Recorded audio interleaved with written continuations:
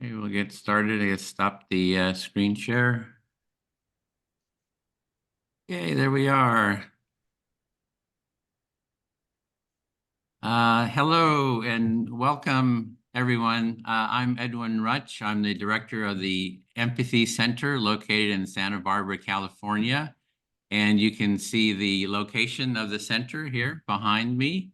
And the center's mission is to build the empathy movement and to raise the level of mutual empathy in the world through education, community initiatives.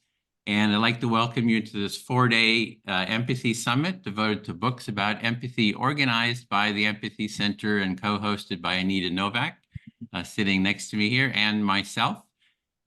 In total, we have over 40 authors participating, all of whom will summarize their books, describe their motivation for writing it, and share what they hope readers will take away from their work. Please note that we are recording this summit for educational and promotional purposes, and the video recording will be posted to social media. Anita? Thanks, Edwin. Welcome, welcome. Good morning from snowy Montreal. We have about a foot of snow on the ground. My name is Anita Nowak, and I'm super excited to be co-hosting this incredible 4-day summit with my friend Edwin. Edwin and I go way, way back. We met more than a dozen years ago at a TEDx conference in California, and it was devoted to compassion, but we bonded instantly over our mutually, our shared enthusiasm for empathy to change the world. Today, I teach at McGill University. I'm also the author of a book called Purposeful Empathy, and I host a podcast by the same name, which is intended to amplify the voices of people from around the world who understand that the world needs more empathy and are doing something about it. I'd like to welcome everyone today and thank all the incredible authors who will be presenting. And we'd also like to thank our partners and sponsors. I don't think we have a screen share for that. Yep, those are some of our sponsors, and they are financial sponsors and partners as well. And you're welcome to, we hope actually that you will join and become a sponsor as well. And next, we'd like to thank our many volunteers who have worked tirelessly, just amazing volunteers who have given freely of their time to make these summits work, and also to make them available for free. Just to give a little bit of the run of show today, the agenda, we have 2 hours of speakers. And after we hear from all of our wonderful speakers, we invite you to participate in a facilitated empathy circle. And the empathy circle will go for about 1 hour.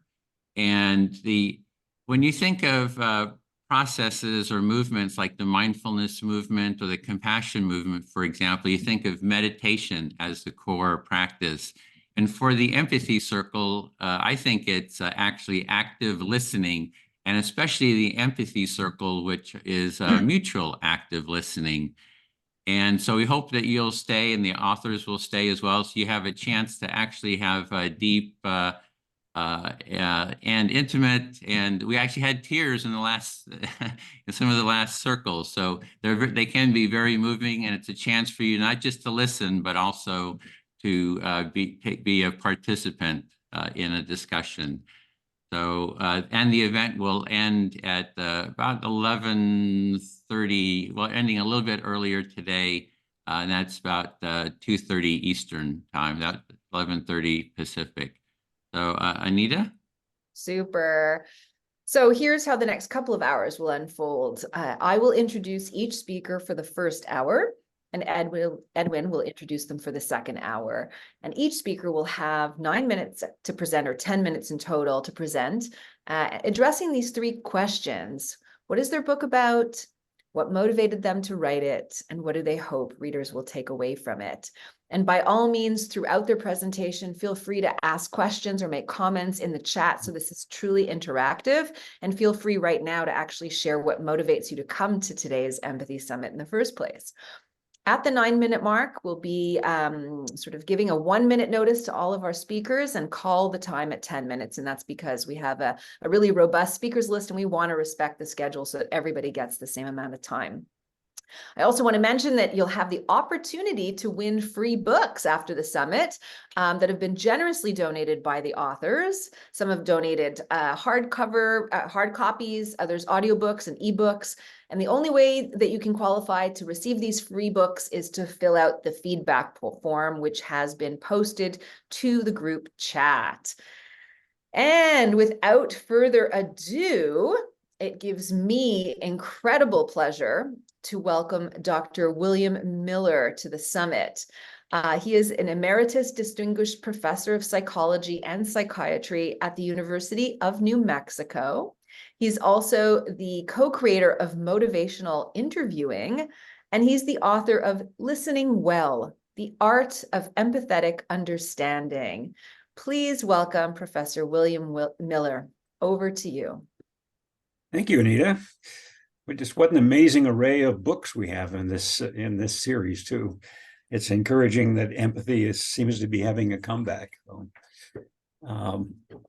Many of us think of empathy as a trait, and indeed it can be. Emotional empathy is something that has a hereditary component to it. But what I've been talking about in teaching for 50 years is a particular skill. Edwin talked about it as active listening. Rogers called it accurate empathy originally. It's a learnable skill. And I taught that as the first course in our psychology program for decades. And I finally decided I wanted to write a book for the general public. It's just 100 pages. It's not a big book. To put it in everyday language and go step by step through what's involved in the skill of accurate empathy, all the way from nonverbal skills to questions, and then how do you turn a question into reflection, and then how do you string reflections together, adding a lot of fine tuning. I talk about continuing the paragraph. So rather than just repeating what a person has said or saying it again in a slightly different way, to say what might be the next sentence in the paragraph. Tentatively, you might well be wrong, and that's fine. People will tell you if you've missed the mark. But it's such a valuable skill. It is the most well-documented skill in counseling for being related to positive client outcomes and promoting actual change, but it's not limited to professional relationships. And so I wrote this book just for everyday folks. It's useful in relationships. It's useful in conflict resolution.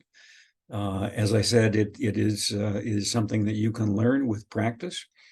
And deliberate practice seems to be the way you actually get this, to develop the component skills and work on them just like a basketball player works on foul shots.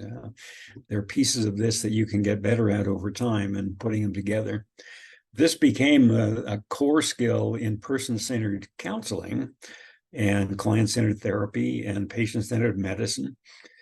So it's a fundamental skill, and within motivational interviewing, it is foundational.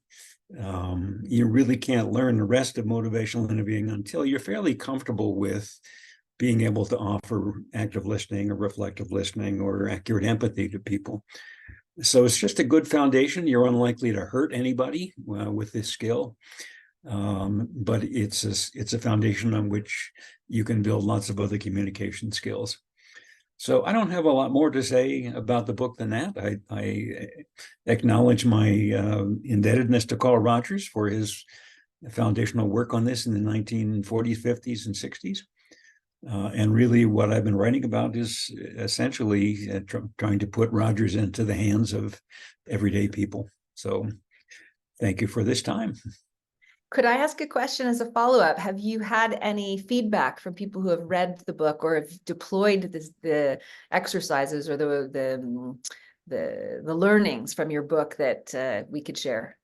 Sure. I mean, I get happy to get emails from people saying how helpful they found it. I mean, I've been using these exercises literally for 50 years, and they build on each other step by step. So you learn one skill, then another skill that builds on that, then another skill that builds on that.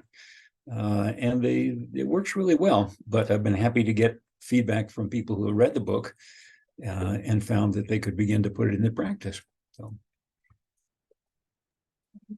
With the gift of time, maybe we have time to answer a couple of questions. Yeah, Anybody this else? is Edwin. Hi, Bill. Thanks so Edwin? much for joining us. I think at the end of one of the reasons you wrote the book, I think, was because of the political polarization in the Mhm. country, and you were trying to address that. How do you think how does this book, this work, using empathic listening or active listening, really, how do you see that as helping to bridge the political polarization in the country? Well, I've used this book with workshops of liberals and conservatives and Protestants and Catholics and people who have fundamental differences in how they view life. Just teaching the listening skills. The same thing you're trying to do here, same thing Braver Angels are trying to do, to just get us to listen well to each other. That's only a start, but it's a very good start and one that's not being practiced a lot. And that was a part of my motivation too, that we just seem to have stopped listening to each other, particularly on the issues where we differ significantly. And that's not healthy, and it hasn't always been that way. So I have a chapter on listening across canyons in the book that's meant for that particular purpose of listening when you have real differences from the people that you're listening to.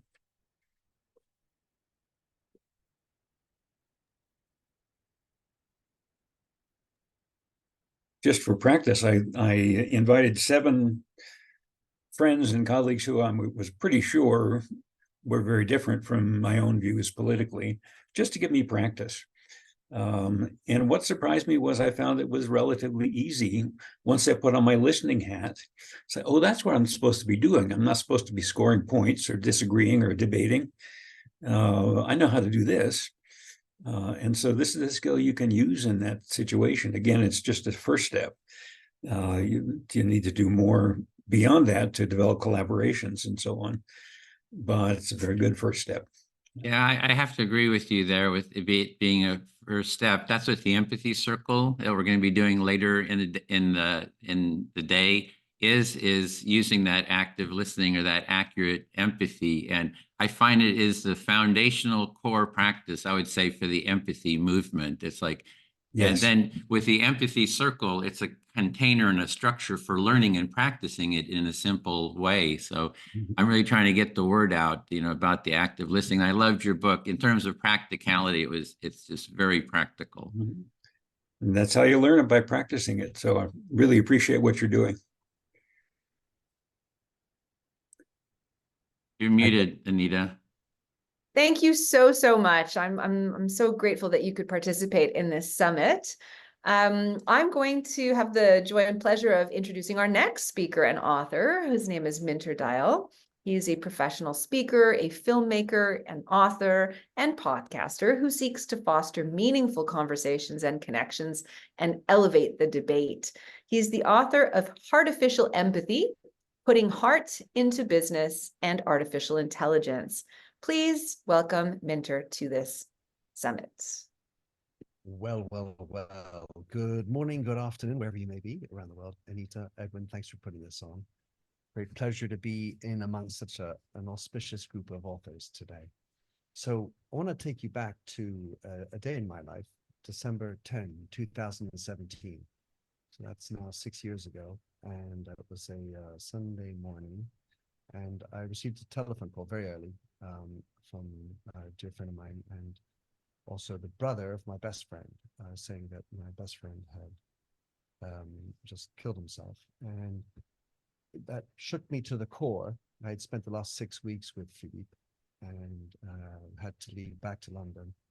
And in great distress, I decided to put down a book that I had already written 200,000 words for, and embarked on my personal journey to really dig deep into what is empathy. I'd been practicing empathy. I'd been advocating empathy during my career. I spent 16 years at L'Oréal, but I hadn't really sort of scientifically, if you will, or at least more investigated really what it all meant. So that was how I plunged into the story of empathy. Minter, if you could get closer to your microphone to speak up, people are here a little hard to hear. Maybe if you get I'm- closer to the mic would help. Well, it's in my ears, so maybe I just need to speak louder. Would that be better? Excellent. Is that better? Speak All loud. right. Well, sorry about that. Storytelling mode. I was in my own little mind here. So, in any event, what I did is I decided to write artificial empathy as a cathartic exercise for me personally, but also to try to do some good coming out of Philippe's death. So I went about trying to figure out what exactly constitutes empathy in my mind, to make up my own mind, because as many of you will know, there are up to 7 different levels of empathy, sometimes 5 or just 1. And I decided that it had to be, for example, cognitive and or affective in order for me to be able to learn it, because I'm not very good at affective empathy personally. Then I wanted to explore what stops it from happening. Why doesn't empathy happen? It's sort of everyone knows about it, but who's doing it? And what stops it from happening, specifically in a business context, but also in family arguments, in public and everywhere else. And this therefore felt like a very personal journey for me. With my marketing mind, though, I needed to figure out what slant, what was my USP? And the USP that I chose to dig in on was not just empathy in business, but how do we possibly encode empathy into a machine? And of course, artificial intelligence was the concept that I was looking at, but it could be put into other types of machines as well. Not everything has AI, contrary to popular opinion. Anyway, so that was the motivation for writing the book. And the key thesis, or there are 3 things that really I wanted to dig in on in this, which is the 2nd edition now of my book, which came out in April 2023, which is, first of all, to make the case for empathy in business. And having run business, what I really wanted to impress upon people was a non-dogmatic approach to empathy, as in, how do you actually bring it in real life? Because the problem with empathy and listening is that it often takes time that people haven't properly allocated. So for me to warrant the idea of people taking on more empathy in business, I needed to explain to them the why. Why is it so absolutely useful in business? And I did it in a very businessy focus, which is actually it's good for your business in general, for innovation, for employee retention, engagement, motivation, for your stakeholders, whether it's your distributors or your salespeople, and also for marketing and customer service, and basically layout for the more rational folks who may not be necessarily so in tuned with empathy, why it would actually be good for your business. And I took examples from companies like Microsoft, Satya Nadella, Warby Parker, Rémi Cointreau, for whom I had worked, and Business Solver, and even L'Oreal, where I used to work, how they were looking at empathy in business, and some of the failings that are in, because, by the way, failings are great for learning. The second thesis was about this whole notion of humanizing AI. It's a big topic. Everyone's scared of AI. The idea is how to work with AI. And as companies more and more use AI as part of their business solution, how can you humanize it and make it more effective? And in my case, I focused in on how can you make it more empathic? How can you make a machine more empathic? And one of the specific things that was important here was to suggest that empathy is cut into 2 pieces, cognitive and affective. And with regard to me and machines, splitting off the cognitive element was the piece that was most realistic and viable as a business concept. So how do you bring empathy into your AI for your business needs, your communications, customer service, and things like that? And within that, the idea of encoding empathy really makes you have to learn more about it itself and how to be it in order to be able to reproduce it in a machine. So companies like Pegasystems in the US that does customer relationship management, or Digital Genius that uses AI for customer service, how do they identify empathy within the machine such that they make better business decisions? And the third piece was about empathy and society and AI. And I really wanted to look at the way in society today, we have an issue with mental health, which is spiraling higher and higher. And on the side of that, we also have a dearth or scarcity of enough human therapists to deal with the demand. So is there a possibility that AI, an empathic, well-encoded, well-intentioned AI could help solve? And I wanted to explore that. And I looked at different initiatives like Hume.ai or Empathic.ai by Grin Lord and Cyrano.ai, various efforts that are really looking at to try to use AI to solve the therapeutic gap that exists. What are readers, what I hope you're going to take away from the book, the second edition, Artificial Empathy, is that it's a great tool. And specifically, you can learn the cognitive empathy, like Will was saying, the idea of learning to listen better and reformulate. But you can't wish to practice empathy all the time, everywhere, with everybody.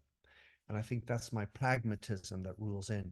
So it's about finding ways to bring it into business in a smart way, so you're not making eye rolling, oh, we're really empathic, and not everything is empathic. My wife regularly reminds me that even though I wrote a book about it, I'm not always empathic.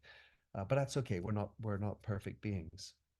So the second thing is to create a culture of empathy in your business.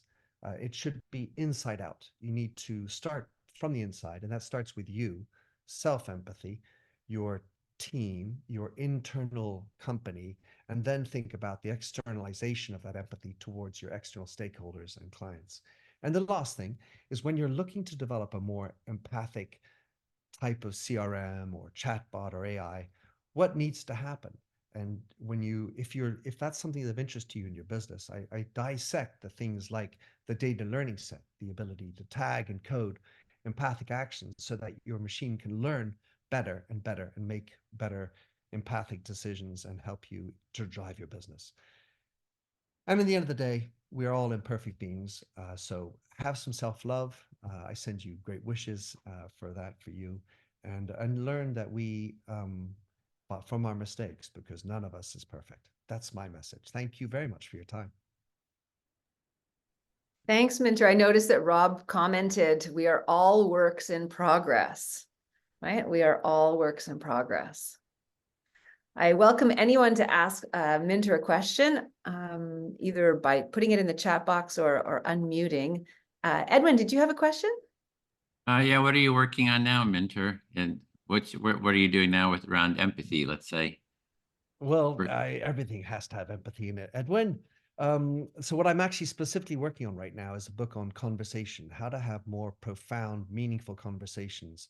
The name of my book provisionally is Broken: How to Fix Society, Business, and Our Personal Relationships Through More Meaningful Conversations. And boy, do you imagine listening and empathy are part of that.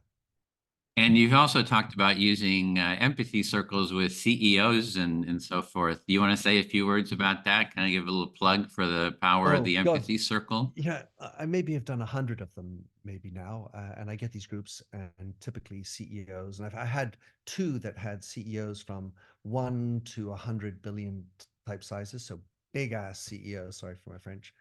But it was amazing. These are individuals who didn't know each other at the beginning of the 2 hours. At the end of it, they came up with 2 big things. First is, whoa, I'm terrible at listening. And second of all, my gosh, you all are really good people. And it's amazing, that bonding. And by the way, another anecdote, I'm in Baltimore currently, and I was at a hospital yesterday talking to doctors about empathy. You would have thought that they would know a lot about it. And it was fascinating to talk about this idea of listening and the stresses that they have, which is real life, which can be the responsibilities that are put on them, the risk of malpractice and all this, and the timing of seeing everybody. So they too struggle. So it's a good old topic for everybody. Learn how to listen better. I think we have time for one more question. And I see that Nicole asked, you mentioned the loss of your best friend's brother as a catalyst for you. She's asking if you think that's a common thing, that tragedy can spark empathy. So I don't know about that. What I do know is that tragedy can spark a change of mind, a change of mindset, a rewiring. You know, for example, when 9/11 happened, that dramatically shifted my desire to just sell shampoos to actually make a dent in the world. And so I think these life, near-death experiences, tragic moments definitely shake you up to the core. And in my case, I focused on empathy. I don't know if I haven't thought about that, Nicole, whether it's something that's sort of more generalized, because sometimes we live our tragedies. It can be like a health diagnosis or other things a little bit differently, but it certainly wakes you up to be present, be now, and hopefully, in my case, know time is limited and therefore do more important things. Great. Well, thank you so much, Minter. It is now my pleasure to introduce Dr. Arthur Ciaramicoli. He is a clinical psychologist with 40 years experience under his belt. He was formerly on the faculty at Harvard Medical School. He's the author of 12 books, including The Power of Empathy, a practical guide to creating intimacy, self-understanding, and lasting love. Welcome, Arthur, and over to you. Thank you, Anita. Hello to everybody. I'm going to describe to you how the book, The Power of Empathy, came into being in the first place. It's dedicated to my brother, David, and this is relate to the question that was asked to Minter a moment ago. My brother was 23 years old. He was 4 years younger than me, and this story involves when I was about 28 years old. So my brother was involved with drugs and alcohol. He was an alcohol abuser. And at a certain point, he got into using heroin regularly. And I was living in another state, so I didn't see him very often. But at a certain point, he had shot heroin in the morning and was drinking at a bar in the afternoon. And 3 individuals had decided to rob a restaurant. They were going to rob this restaurant in a local town. And the person who was going to drive the car decided to not do it. He was too afraid. So the other young man came into this bar and asked my brother if he'd drive the car. And of course, my brother was totally out of it. So he said, fine, I'll drive the car. He drove the car. The other young man went into the restaurant. It was closing. They had already closed, but it was an elderly man who owned the restaurant. The elderly man also had a heart condition. He pushed the man. He took the money out of the register and he jumped in the car. And this man started running after the car as my brother drove away. He had a heart attack and he died. So my brother fled to Amsterdam because he had been given advice that he needed to get out of the country before this kind of settled down. I and my father would send him money. He was there for a couple of months. And then we had a conversation where my father had obtained a criminal attorney and he would come back to the United States and be tried. And we were going to take care of him the best we could. So I was the last one to talk to him. I talked to him on the phone. And he mentioned the word suicide, which is difficult for me to even say at this point, even though it was many years ago. He said, if I have to go to prison, I'll kill myself. And I did at that point what my father always did with the 2 of us. My father was a World War II hero. He was in the OSS, the forerunner to the CIA. My father would give us enormous pep talks. So I gave him a pep talk. I didn't say anything about suicide. I told him he was going to be okay. We would take care of him. He's strong. He's resilient, blah, blah, blah. And we hung up. And he was going to get on a plane the next morning. We had arranged to come to Boston. That night, he went to the Chinese section of Amsterdam, which they were selling very potent heroin, which he knew because he had been there many times before. He came into the bar restaurant where he was living. He said goodbye to everyone in the bar. He shook everyone's hands, including the person who owned the bar and restaurant. He went up into his room, locked the room, went into the bathroom, locked that door, and he overdosed with heroin. From that point on, for the rest of my life to this day, I have tried to figure out what happened, what went wrong, and what could have been different. I, at that time, read of all the major religions, I read everything I could. I read everything in psychology I could. I went to work for 2 psychoanalysts in a psychiatric unit. and I had been trained in humanistic psychology, so I was interested in their point of view. And I noticed at certain points they would sort of poke fun at an analyst named Heinz Cohen. So that kind of interested in me, and I wanted to read about Heinz Cohen and wanted to know why these classical analysts were demeaning toward him. Well, Cohen wrote a great deal about empathy. He called it vicarious introspection. So I started to think, because he also talked about how to produce empathic listening and how that would provide a sense of safety for a patient, and they would be more likely to feel secure and talk openly. I then came across William Ickey's work on empathic immersion. He said it's everyday mind reading. I say my definition is it's the capacity to understand and respond to the unique aspects of another human being. But it's not enough to be empathic. You have to use empathy. And empathy can be taught to anyone. We know that we are programmed for empathy. You know, I've been doing relationship and leadership groups for over 35 years. And almost consistently, when I'm asked to add a man to one of those groups, I'm told he doesn't have the empathy gene. But what happens when they leave 2 years later? They have empathy. Why? Because it's lied dormant. They haven't been taught to open up, to be vulnerable, particularly men. And when they're in a group, men and women, they learn a lot about how they generalize by not using empathy. Empathy is one of the greatest tools to reduce prejudice. Why? Because when we learn about our prejudices and our biases, when we calm down and listen attentively, we start to learn, and in these groups, learn where we project. One of my patients is a very bright CEO, very, very wealthy, very successful. In one of my sessions, I had the window open in my home office, and there was a dog barking, which was irritating him. And he said to me, well, you know, dogs don't like black people. I said, really? They don't like black people? No, they don't like black people. I said, well, how did you come to that conclusion? He said, well, my mother used to teach us that at the end of our street in the corner, there was a black family, and we had two golden retrievers, and we would never walk down the street because my mother said, dogs don't like black people. So I waited a minute, a few seconds, and I said to him, have you ever been in the presence of a dog and a black person?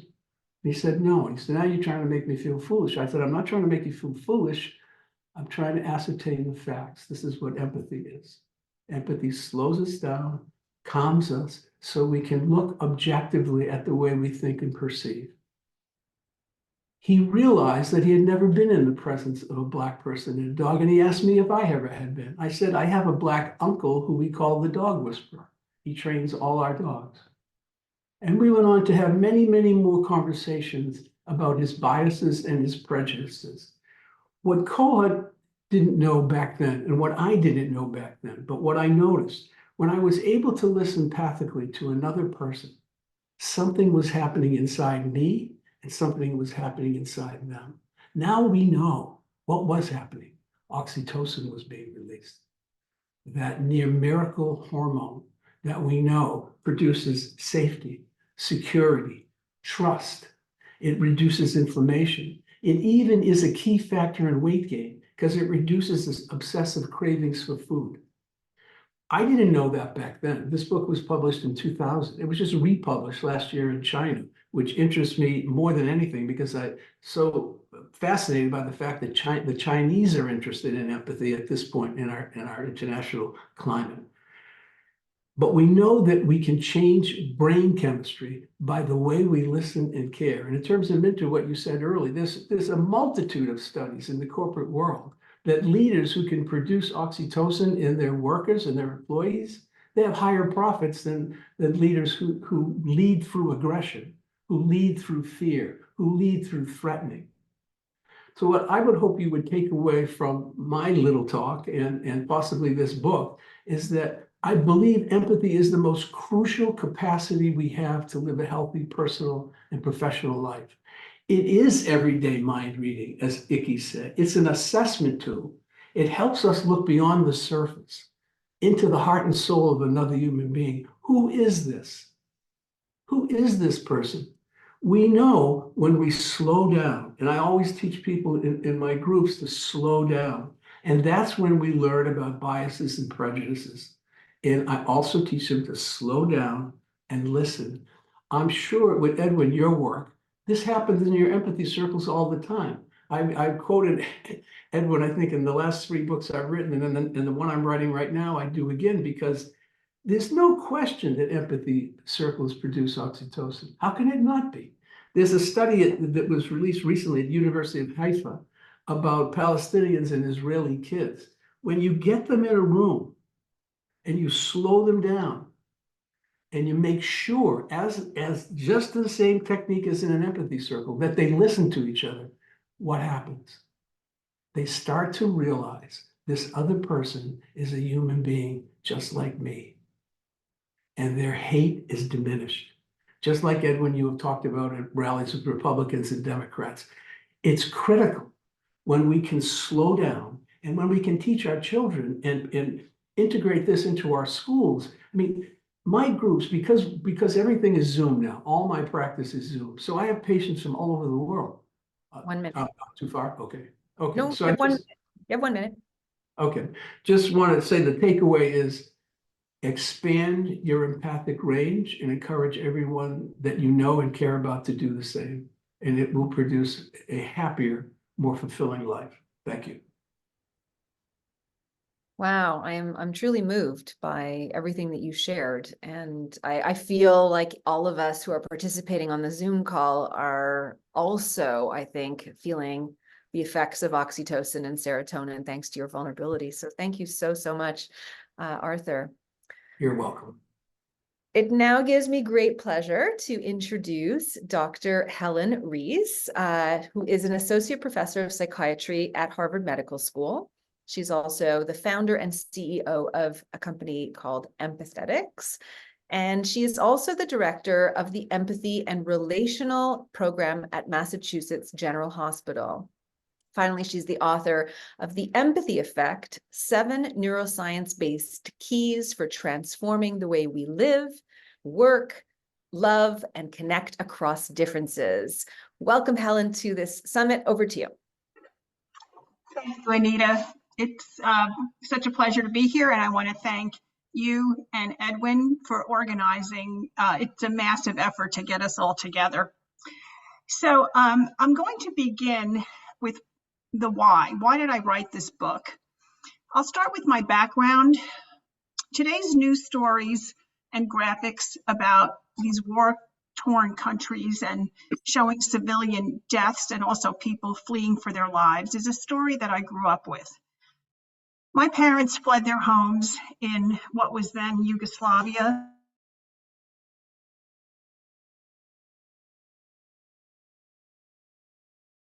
People were either going to die or they had to run for their lives. So my empathy for people who suffer is really deep within me. And I dedicated my career to helping people who suffer psychological trauma. And I wanted to find the answer to the question, can empathy be taught? As a psychiatrist and an empathy researcher and director of the Empathy and Relational Sciences program at Mass General Hospital, I dedicated my career to scientifically testing whether empathy can be taught. And this was really all directed at healthcare. The training that I developed proved in a randomized controlled trial to actually improve patient ratings of their physician's empathy. So this was the first study that showed that empathy indeed can be enhanced. It's not just a fixed trait that we're born with or we're not. These improvements in patient empathy led to a large-scale demand for the training in healthcare. And so I founded Empathetics, which is an e-learning company that delivers this training online throughout healthcare organizations. We have now not just impact on improving the patient experience with our training, but also real data from our client partners that this training is actually keeping people from quitting their profession. And we all know that this is a massive problem because more than 500,000 doctors and nurses have quit the profession since the pandemic because the overwhelming burdens, both psychologically and physically, have just been too much. The fact that we are re-engaging people in their purpose and mission through empathy training is, it's really like the highlight of my career, because we can't afford to lose one doctor or nurse. There just aren't enough. We also have improvements in burnout, that burnout is decreasing as people get re-engaged to their purpose, their mission, and their love for helping people, and not just focusing on the drudgery that much of healthcare is today. You might be expecting that I'm going to talk about empathy in healthcare today, but the reason I wrote the book is that at Empathetics, we get calls daily from educators, parents, law enforcement officers, business leaders who say, can we use your training in our industries? We are not able to meet all these demands, obviously, and so I was motivated to write a book that would address these different areas and give people an understanding of what empathy is from a very understandable neuroscience perspective, so that they understand it's really about enhancing perception of other people's emotions so that we are motivated to help. It is not the same as compassion. It's really a capacity to take in what's going on so that we are moved to show compassion and moved to help. It is what we need to feel motivated to do something. And so I'm going to focus on parenting today, because one of the comments that I hear at healthcare organizations when we, come in and talk about empathy training are things like, empathy training, aren't you supposed to learn that in kindergarten? And indeed, if people learned it in kindergarten or even earlier, our work would be much easier, because parents are really the first role models for empathy. And that impact was really described beautifully by the same psychoanalyst that Arthur just mentioned, Heinz Kohut. He talked about essential qualities of parenting that will expand empathy in a way that future adults will not have to work so hard to learn it. So each of these areas is vitally important. And my book explains that humans are hardwired for empathy, but it also can get blunted and beaten out of people when they are overwhelmed, exhausted, or exposed to too much suffering. Our brains are wired for empathy, just as our pancreas is programmed to secrete insulin.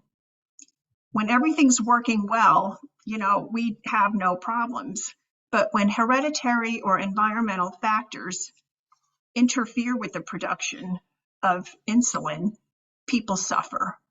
So too with empathy, if we don't cultivate it and also practice self-empathy, which is essential so that we have a full reservoir to show and deliver compassion to others, we will be empty vessels, and you can't get water from an empty pitcher.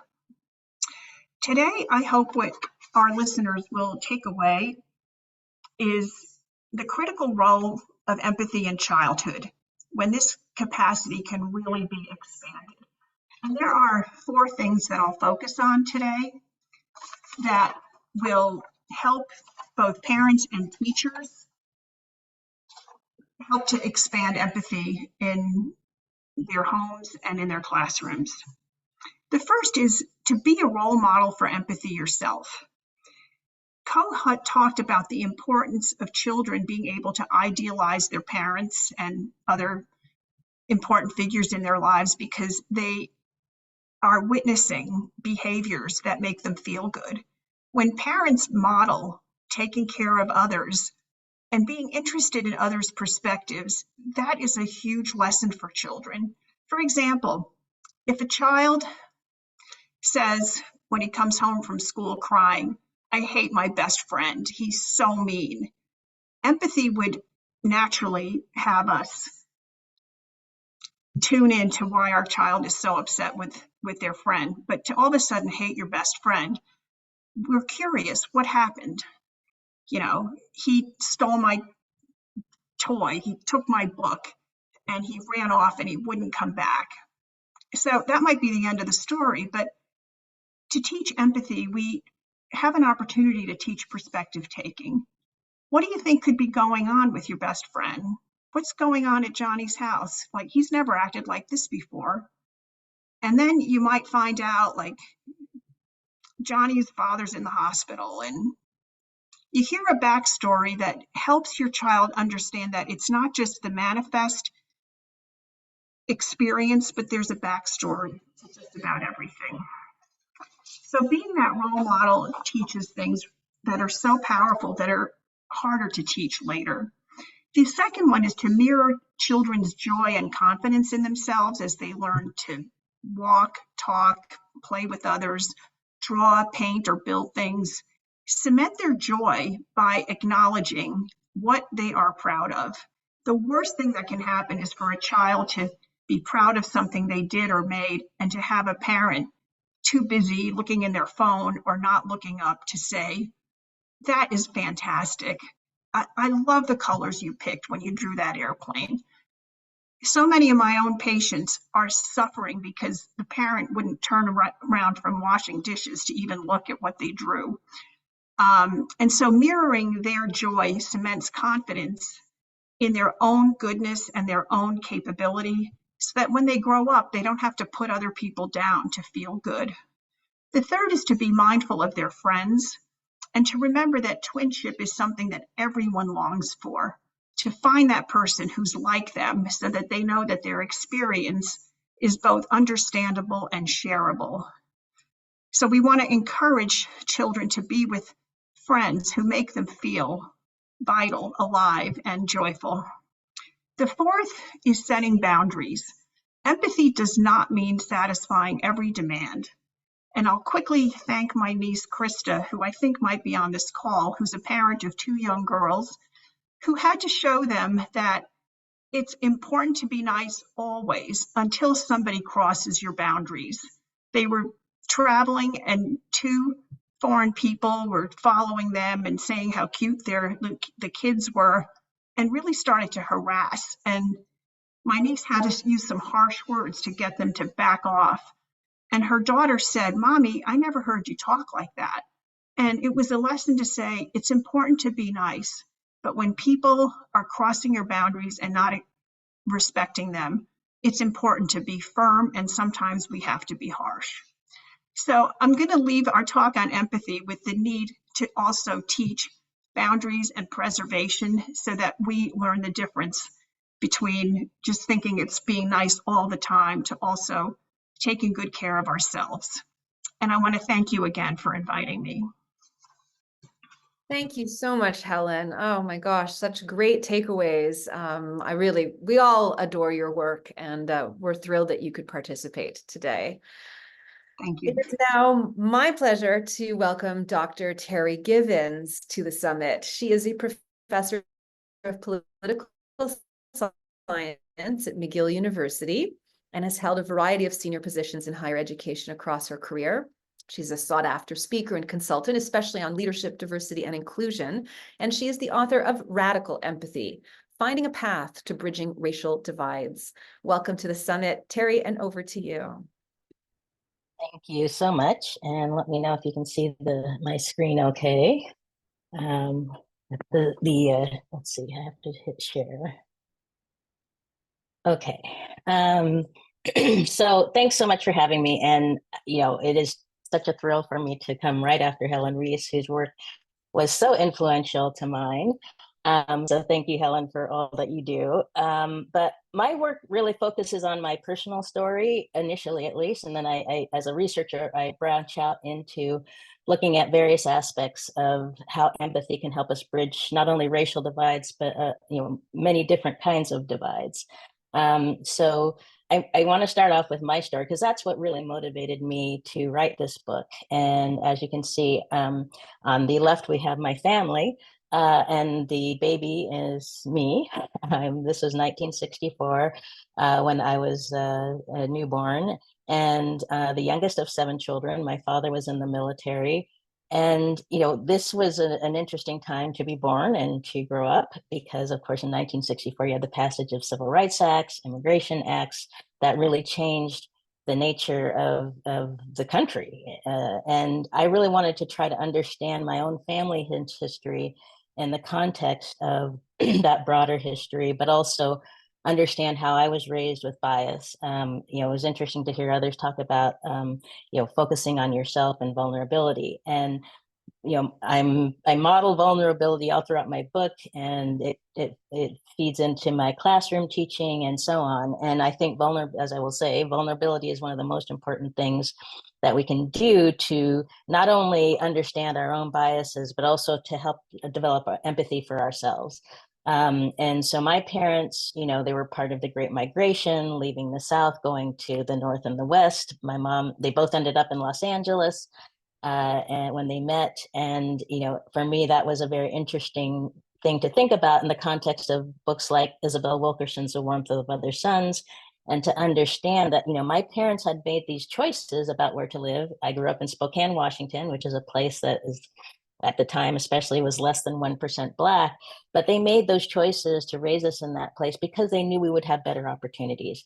For many, many years after I left home, I was angry about, why did we grow up in such a place that was so lacking in diversity, and why did my parents make those choices? And unfortunately, I didn't have the chance to talk to them much about that. My father passed, and actually the book opens with Radical Empathy with the passing of my father from a heart attack in 2001. And my mother passed away, she had a stroke 5 years later. So, healthcare became a huge component of how I tried to understand how racism and these different aspects of structural discrimination work in the U.S. especially. And so even though I wasn't able to talk to my parents about it, but I really wanted to understand. So a lot of reading about the Great Migration and how people were making choices during those times, and really trying to understand how, in many ways, my parents had bias against other Black people, and how that had developed in me, and how I had to overcome that bias. And then I also have a picture here of my father. This picture I only discovered a few years ago. And actually, it really impacted me because here he is in 1962 in his NCO class. And, he's the only Black person in his class. And, I've been in that situation so many times, especially in academia, where I'm the only Black person in the room. And he always taught us, you have to work twice as hard to get half the credit. And unfortunately, this theme is playing out in academia right now as we see what's happening to Claudine Gay and others. And actually, I just wrote a piece or did an interview about that, and I'll put that in the chat after I'm done. But and I have to say the shot of me at Stanford is a little gratuitous, but I like to emphasize the fact that both of my grandfathers were sharecroppers, and I made it all the way to Stanford. I have a PhD, I'm a professor, and this is this is what our ancestors wanted when they made that migration from the South to the North and the West. For us to have access to education and so on. But that has to go beyond, people having to move. We want people to be able to have that access wherever they are in this country. And so we have to work. I think empathy is so critical to bridging those divides. And that's what I was in the process of developing as I tried to understand my family history, is empathy for myself initially, vulnerability, and then practicing empathy. So, the process of writing the book was very much a deep dive into my family story, but also into the literature. I've read many of the people's books who are here, and trying to understand the concept of empathy and how it can help us to bridge racial divides in particular, because of course, I was writing this in the era, I had just finished my draft when George Floyd happened. And I had an amazing opportunity to practice empathy when I went to McGill, because they were just starting their strategy to address anti-Black racism. When I was recruited at McGill, they only had 12 Black faculty out of 1,700. And they asked me not only to come as a professor of political science, that was the first part, but then I did work for 2 years with the provost's office to help with recruitment and so on. And so this is how we can, for me, taking action is just a normal part of what I do and have always done. But, I developed these 6 steps towards radical empathy because I think that 6th step is the last 2 steps are so important. So willingness to be vulnerable, becoming grounded in who you are, And that was so important for me. I talk about my 20s as my years of cognitive dissonance, opening yourself to the experiences of others, practicing empathy, which is something I do every day. And I love that Helen talked about parenting, because that is an ongoing struggle, not just raising your children to have empathy, but as they get older, having empathy for their struggles and making sure that you're being open to their experiences. So I'm still practicing empathy every day, but also taking action. And actually my next book, which the main title is called Reckoning, is taking action, creating change, and building trust. And that part of it is where I want to tell more stories about people who are actually taking action. Where are we seeing change happen? And so, this is really a central component to how we can actually start to bridge racial divides, to understand our own biases. I loved Arthur's story. That was just so touching to me. And, in many ways to answer that same question about, my father passing was really a catalyst for getting down this path, right? It took a long time, but that was in 2001 that he passed. But those kinds of things, I think, do trigger certain emotions in us, and wanting to, for me, it was that huge desire to want to understand why this happened. And I think that's true for so many of us, and that we have to develop empathy in order to to cope with so many of the conflicts and issues that arise in our society. So I just want to note that you can download a reading guide to the book on my website. I'm on social media. I write a blog where I talk about kind of, working on myself and radical empathy. And as I said, I'll post the link to the article that I just posted about the whole Claudine Gay situation.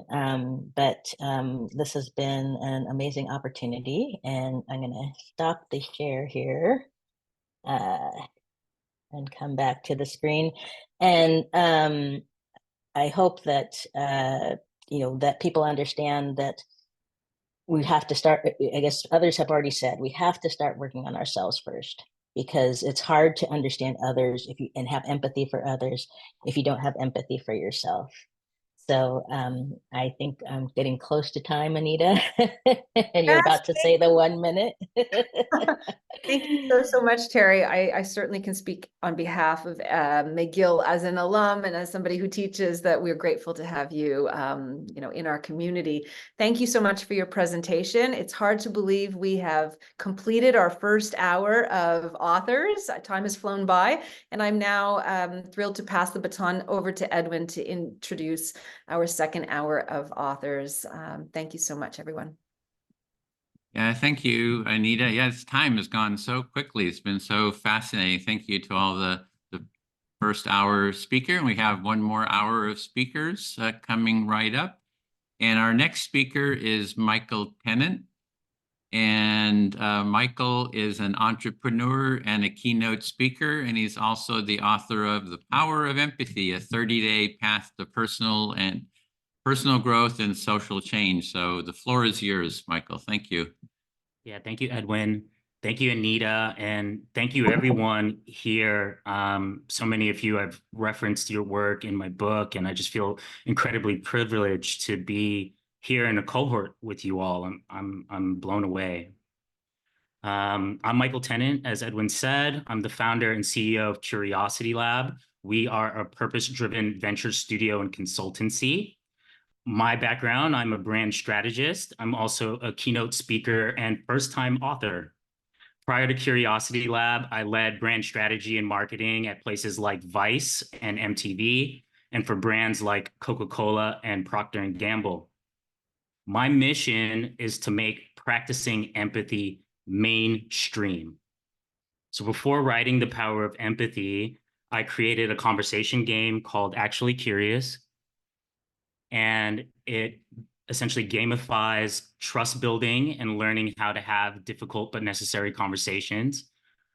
I'm the creator of the 5 Phases of Empathy model, which was created to make practicing empathy easy, accessible, and even fun using the Actually Curious conversation game.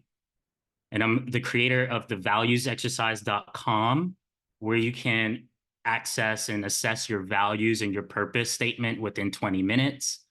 And last but not least, I'm the author of The Power of Empathy, a 30-day guide to personal growth and societal change. So I came up with the 5 phases of empathy, the concept behind the book, after navigating healing from grief, loss, and professional setback. In 2019, before the pandemic, I suffered a breakup. And then in 3 consecutive months, I lost 2 of my older brothers. I was then fired from my job as a chief marketing officer of a public health nonprofit, which invested in mental health. Those consecutive occurrences drove me to my emotional rock bottom, where I was forced to grow beyond decades of emotional avoidance. I used to avoid emotions through work, through relationships, through alcohol, and even through drugs. And I realized that if I didn't change something, I'd probably die too. So when the pandemic hit, I'd already spent 9 months exploring how to heal and how to channel my emotions into my purpose. And I began to catalog how I did that. On the night of the death of George Floyd, that was the first night that I published my writing on how I was using somatic empathy to strengthen my emotional awareness, to strengthen my resilience, and my ability to confront conflict on a day-to-day basis. I began to speak about this work because I believed and could see that and I had empathy for the great many people who, just like me, just did not know how to stay there, recognize, be with, and move through the difficult emotions that show up when we're trying to cede power, that show up when we're trying to fight for change. By late 2020, I'd shared this work at places like NASA, the Robin Hood Foundation, Bumble, and Viacom, and had been featured by Beyonce, The Today Show, and the New York Times. In 2021, after teaching the 5 phases of empathy at over 3 dozen organizations, I decided to scale the practice of teaching empathy through the 5 phases of empathy through this book, The Power of Empathy. In 2022, I was inducted as a fellow of the Maynard Institute for Diversity in Journalism. And I closed that year receiving an investment from the megastar Pharrell Williams to continue my work in spreading empathy. So the Power of Empathy takes readers through my 5 phases of empathy model, but then adds a 6th phase for those who want to share and teach the word. Each phase is broken into 5 days, and each day begins with a reflective question so that the reader begins to co-create and practice empathy right away. The question is followed by education and anecdotes from my life and the journey that I went through to heal through loss and channeling my emotions into amplifying my purpose. And each day closes with an exercise that helps you put what you learned into practice right away. So phase 1, it's the language of feelings, which gives readers a shared lexicon in empathy and helps them to start practicing somatic awareness, because most of us don't get to practice that. And it really enhances our overall ability to be present and listen with curiosity. Phase 2 is the importance of intention, which gives readers a sense of their values as a tool to translate their emotions. Phase 3 is channeling purpose, which teaches about our power of choice, particularly in where we put our attention and our actions. Phase 4 is from empathy to impact, which urges us to audit the places we invest our energy so that we can maximize how we direct towards our purpose and towards the people and places that are meaningful to us. Phase 5 is living with abundance, and it examines how fear and scarcity lead to so many of our divides. And finally, phase 6 provides support to those who want to share and teach the 5 phases of empathy work. The Power of Empathy was written to give individuals a roadmap toward expanding their emotional awareness and resilience, strengthening their awareness of their power of choice, and establishing healthy boundaries so that they could use that sense of security and groundedness towards their purpose. We're grateful that in the last 3 months since releasing The Power of Empathy, the book's been featured by Oprah. It's included on the Inc. magazine 100 non-obvious books that you need to read in 2024. And The Power of Empathy will be featured at South by Southwest in Austin. And I'm just incredibly grateful that we're building a nice groundswell among literary, wellness, nonprofit, and professional circles. I'm going to close with a brief passage from The Power of Empathy to give you a sense of the book.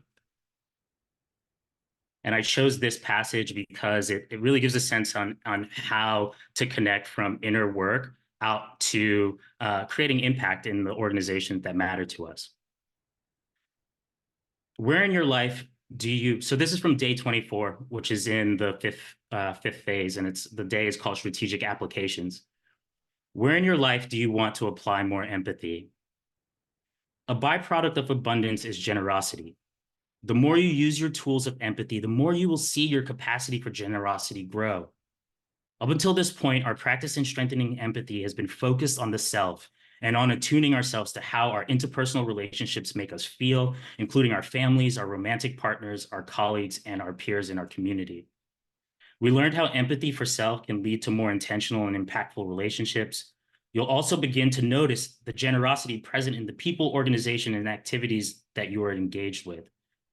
You'll routinely find yourself the beneficiary of serendipitous moments and acts of generosity. Don't question this. These are all the great benefits of living with empathy and abundance. But there are also great possibilities for strategic impact to be made. Back on day 3, early in our empathy journey, we learned of relationship management as one of the 4 components of emotional intelligence. It is the most outcome-driven component because it considers one's own emotions as well as human behavior, and it honors the ability to tend to the emotional needs of the organization to foster productivity. Now, as we arrive at day 24, strategic applications, we will put relationship management into practice using our new skills in empathy.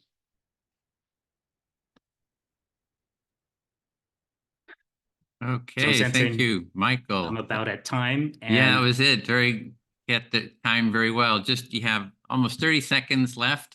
What are you going to be doing next with your empathy work? What direction are you going? I am just focused on service and love. Up until this point, I've felt incredibly introverted, and I've seen that soften. And now I'm really ready to use the gifts that I've been given to bring this work out into the world more actively.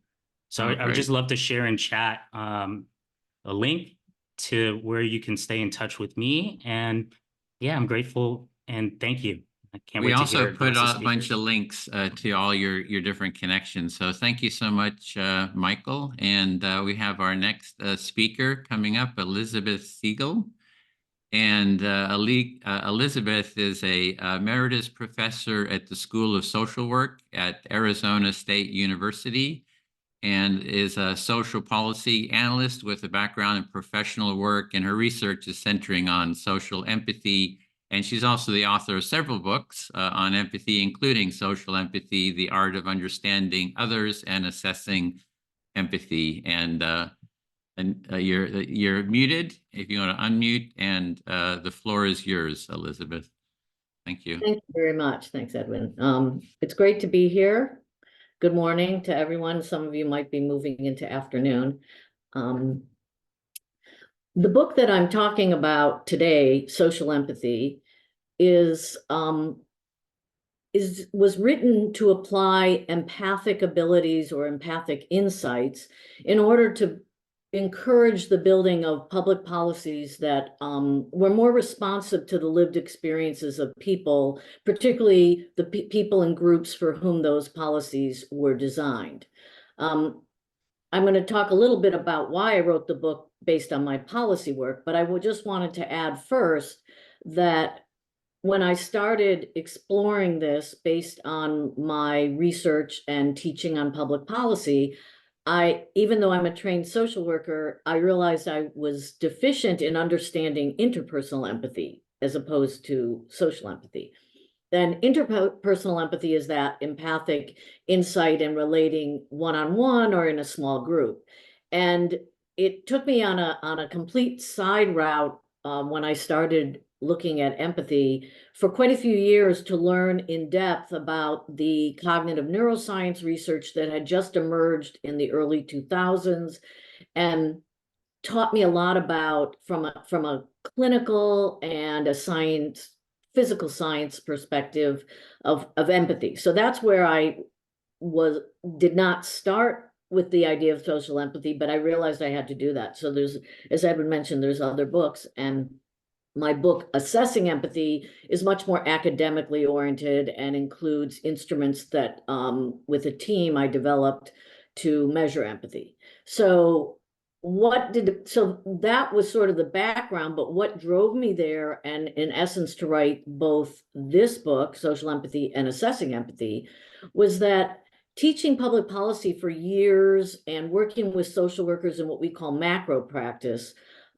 I noticed something in my teaching in my classes. I noticed that some students, when we talk about particularly the area of poverty, which was where I had done a lot of my early research, some people got it in the class, like they understood, even if they didn't grow up poor, they could understand poverty, and others didn't.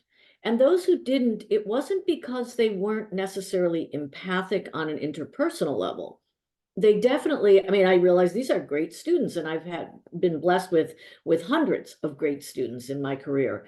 And I was trying to figure out why some students got it and others didn't, meaning that some students understood what it might be like to grow up impoverished, grow up struggling, even if they themselves had not, but others didn't. And that's what led me on this study of empathy and trying to figure out, in essence, why some people could walk in other people's shoes that they didn't know or who were different from them. And that was the telling factor, was that what was really critical was that the challenge to walk in the shoes of others who do not look like you, who are not like you. So I started applying this in policy and discovered, and this is not going to surprise probably anyone on this program, that people who make policy decisions, those in power, often don't walk in the same ways and life experiences of those for whom they are making policy.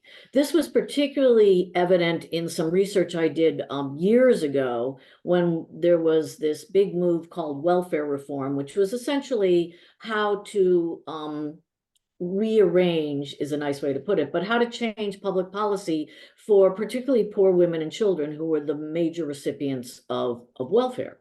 And I did a little analysis of all those who were voting and developing the policy versus those for whom they were.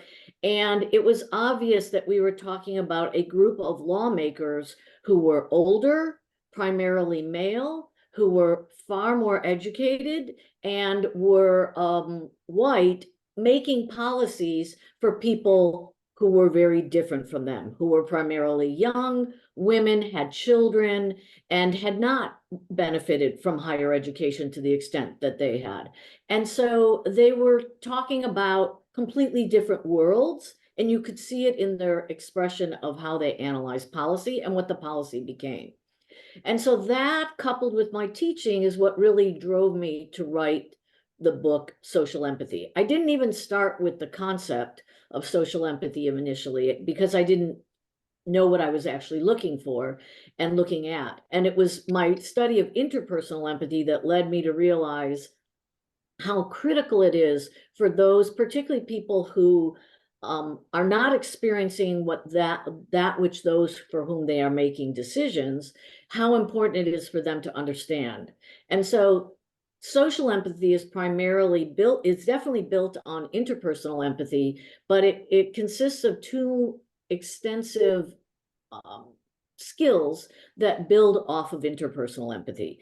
And one of those is the ability to do, everyone's talked a lot about perspective taking, to do what I call macro perspective taking. And that is to really look at groups that you don't belong to, who are different from you, populations, regions, really look at others who are different from you, but try to step into their world and see the world as they do and experience their experiences as if you were them. And that's macro perspective. And the other piece that is unique to social empathy is a deep dive into contextual understanding. While empathy and interpersonal empathy, we often take into the context of the immediate person, what social empathy asks us to do is look at contextual understanding, understanding the historical impact, the impact of history, the historical context of how groups were evolved in this country or other countries, internationally, locally, but to understand what forces, whether they be social, economic, political, etc., imposed on the development of these groups in ways that make them the way they are and make others look and act the way they do. And that is stepping into those worlds. So that's what social empathy asks us to do. My hope in writing the book was, and of course readers would take away from it, is that when we experience others from their perspective, and I just want to add, sometimes people think they're walking in other people's shoes, but they're filtering it through their own values, their own understanding, and their own experiences. Of course, those enter into empathic insight, but it's important to take the perspective of others from their perspective. And that's why contextual understanding and macro perspective taking are so important. And so that for those who are in policy making, which is where I do a lot of my work and have done that over the years, is can they imagine the lives and the lived experiences of those for whom they are making policy? Because their policies impact so many people, and public policy directly affects all of us. And if we are developing policies that don't understand the true lived experiences of others, we will have bad policy. And we will often have unintended consequences that are detrimental to the well-being and the ability of people to prosper. So 1 minute. Thank you. So what I hope people will take away is, and the book has skills, but also talks about how we can implement social empathy, is that people will walk away with some understanding of new skills of taking interpersonal empathy and moving it to a macro level and hopefully making social change. Thank you. Okay, thank you so much, Elizabeth, and really lovely to see you again. I'd done an interview with you years ago, so great to see you again. And so our next speaker is Lynne Agosta. And Lou is an empathy consultant, coach, trainer, facilitator, preceptor, hey Lou, and a lecturer in the medical humanities at the Ross University Medical School at St. Anthony Hospital. He's author of multiple books, super prolific, and including Empathy, A Lazy Person's Guide, A Rumor of Empathy, and Empathy in the Context of Philosophy. Lou, the floor is yours. Well, thank you, Edwin. Can you hear me and see me okay? Yes, you look good, and we hear you well. I am honored to be here. I am thrilled to be here, and I am really humbled by the other speakers, and the level of talent on this program is really humbling. Before I launch into the shameless self-promotion part of what my book is about, I want to say that when I reviewed Professor William Miller's book on listening well, I said, and I quote, "This was the book I wish I had written." There are actually a number. I'm going to get to the shameless self-promotion part of my own book momentarily, but there are quite a few books on this list here where I can honestly say that about this. And so how it came about that I started writing about empathy. And in this, I'm going to have 1 or 2 slides, which I'm going to share momentarily. And I want to say up front, I came about this because I didn't get enough empathy. And then that coming up, as a kid of tender age, and then as a young person, I didn't get enough empathy. So in some ways, this writing and this work was, I'm creating some for myself. And then eventually I took some ground and learned some lessons in in school and in the College of Hard Knocks. And the project is to expand empathy in the individual and in the community. And that's why I write and work. And that's it in a simple statement. Now, what are you going to get if you engage with this book? And here I will share the cover art by clicking on the right things, share screen.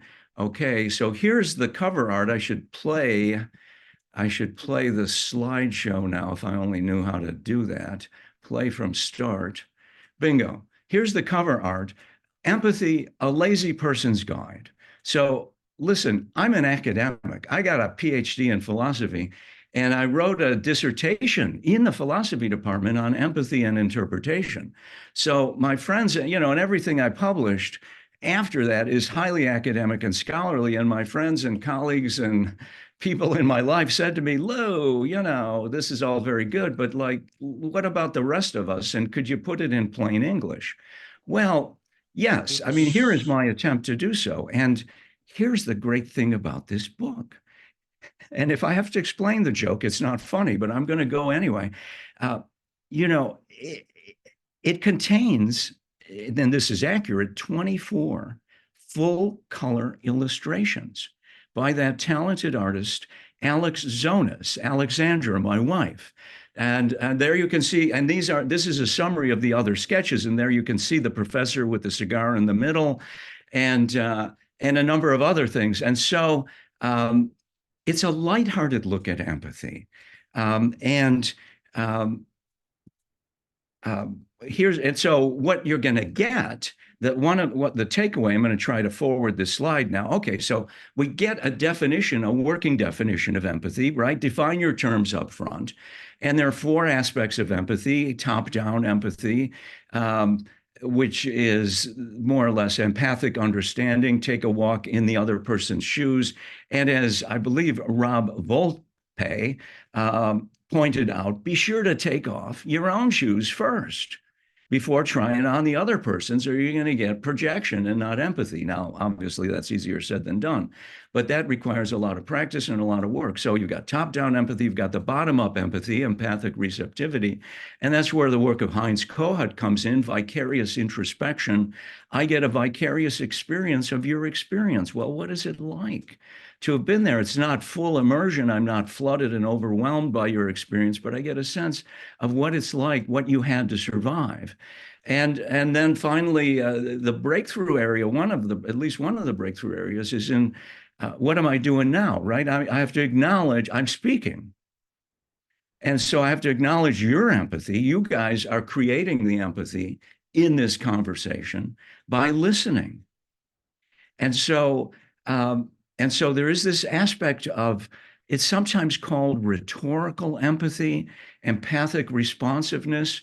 It puts me in mind, there's a famous example where Malcolm X was addressing his African-American audience and whoever was there at the time, and it was around Thanksgiving, and he said, listen, you didn't land on Plymouth Rock. Plymouth Rock landed on you. And it got a lot of amens and acknowledgement and laughter of acknowledgement. And he recreated in his speaking the listening of the audience. And that's not easy to do. And he was good at it. And so there. So these 4 aspects come together. And, if I'm doing so much speaking, so where's the empathy, ladies and gentlemen? Because to some extent, if I may say so, and all of the people on this call are empathy advocates and enthusiasts. So moving right along, the thing that's actually powerful about this little book on Empathy, a Lazy Person's Guide, is that it emphasizes the breakdowns of empathy.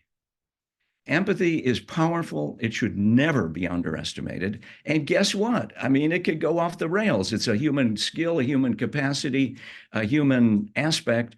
And so it can misfire as emotional contagion. It can misfire, or so to say, go off the rails as conformity, giving people agreement where really it would be better to have a productive disagreement. Things get lost in translation. Mind reading is a kind of, like, if I don't forget, if I forget to take off my own shoes before taking a walk in the other person's moccasins, so to say, I'm at risk of projection. So this leads to, in effect, and here's one of the takeaways you want to hear about the book. If you engage with me, if you engage with this work, the challenge and the commitment is to make empathy present.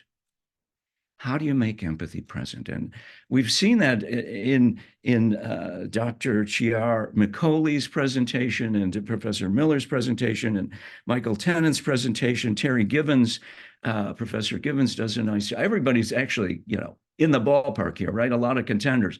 How do you make empathy present? Well, here's the 1-minute empathy training. Drive out hostility, aggression, bullying, bad language. I could actually quote from the book here. Drive out politics in the negative sense, gossip, shame, drive out egocentrism, lack of integrity, inauthenticity, hypocrisy, making excuses, drive out finger pointing, envy, put downs, being righteous, stress, burnout, compassion, fatigue, above all, drive out cynicism and resignation, which are pervasive in the corporate world. And what happens? Empathy naturally comes forth. Empathy spontaneously comes forth, and then one can apply additional tips and techniques and training. So that actually took less than a minute, right? But it's still a big job, because drive out politics in the negative sense, that's what the whole culture of empathy is about. Now, okay, so that's the 1-minute empathy training, and you're going to get a version of that in the book. I'm going to just show you some of the lighthearted, humorous aspects of the text. Here we have, if you want to sell something today, be sure to wrap it in neurology, in neuropharmacology. So here we have a representation of a mirror neuron who is admiring itself in the mirror, and it lives. Here we have, moving right along, and there is a neurological substructure of empathy. Moving right along, here we have the professor, that would be Professor Freud, standing in front of a control panel representing the levers and dials of emotional regulation and of interpersonal skills. So 1 minute. Thank you. I mean, that's perfect timing. This is really what I really wanted to say. If you engage with this text, the goal is to make empathy present and to do so in a lighthearted way. And if you engage with me, my commitment is to give you empathy. Are there any questions? But they have to be 30 seconds long. Thank you so much. Well, it's again great to see you. We've done an interview with you over the years, spoken quite a bit together with each other, and good to have you as a friend, Lou. So we're right at the 9:30 mark here Pacific, so we'll be moving on to our next author, who is Gautham Pallapa. I hope I'm pronouncing that correctly. Yep. And Gautham is an outcomes-focused empathic leader, transforming organizations with empathy and technology. He is the author of Leading with Empathy, Understanding the Needs of Today's Workforce. So thank you for joining us, and the floor is yours. Thank you, Edwin. Wow, it's really great to be here. There are so many amazing stories and so many experiences, and I've learned a lot over the last hour or so. And I thought I could share a little bit about my background, my work, and a little bit about the book. So I am going to start sharing. This book is actually dedicated to my mother. She was my role model, and she was actually the reason why I started down the path of empathy. She was extremely empathic. She was the head of the department for a really prestigious medical organization, and she was one of the leading researchers in HIV/AIDS. So as a child, she used to take me to various sects of society when she did her interviews and exposed me to all the pain and suffering and adversity that the world is going through. And so everything that I have, I owe it to her. And she had this saying, which was, if you have not done something to improve a human's life in some small way, then you have not truly lived. And that philosophy stayed with me throughout. She passed in 2009 from cancer, but her approach to life and her approach to empathy and helping people stayed with me. And I got into IT and tech industry, which is not really known for a lot of empathy and for empathic leaders. And so I decided that that would be my calling and that would be what I want to do. So I'm a founder of Transformity, which is a thought leadership group that focuses on transforming organizations with empathy and technology. And I work with C-suite and executives and try to help them understand the value of empathic leadership and realize that it's people, it's not technology that are the true value creators. And that is extremely hard, especially because, so for example, I'm in the Bay Area. And in the Bay Area, it has been really, really bad over the last 2 or 3 years because everyone thinks that technology is going to solve everything. And so they don't need people, which is really weird. But that's kind of what I do. And so that's the thesis of my book, and that's why I started writing it. And there are a lot of things that I go into, various frameworks, the ways that you can have empathic leadership, how you can develop empathy in the organization and within yourself. But today I'd like to share 3 things, 3 insights that are really critical. The first thing, and this goes into the question where a lot of people say that they cannot be empathic, or it is so hard to be empathic. The first insight that I like to share is that you do not need a title or permission to lead with empathy.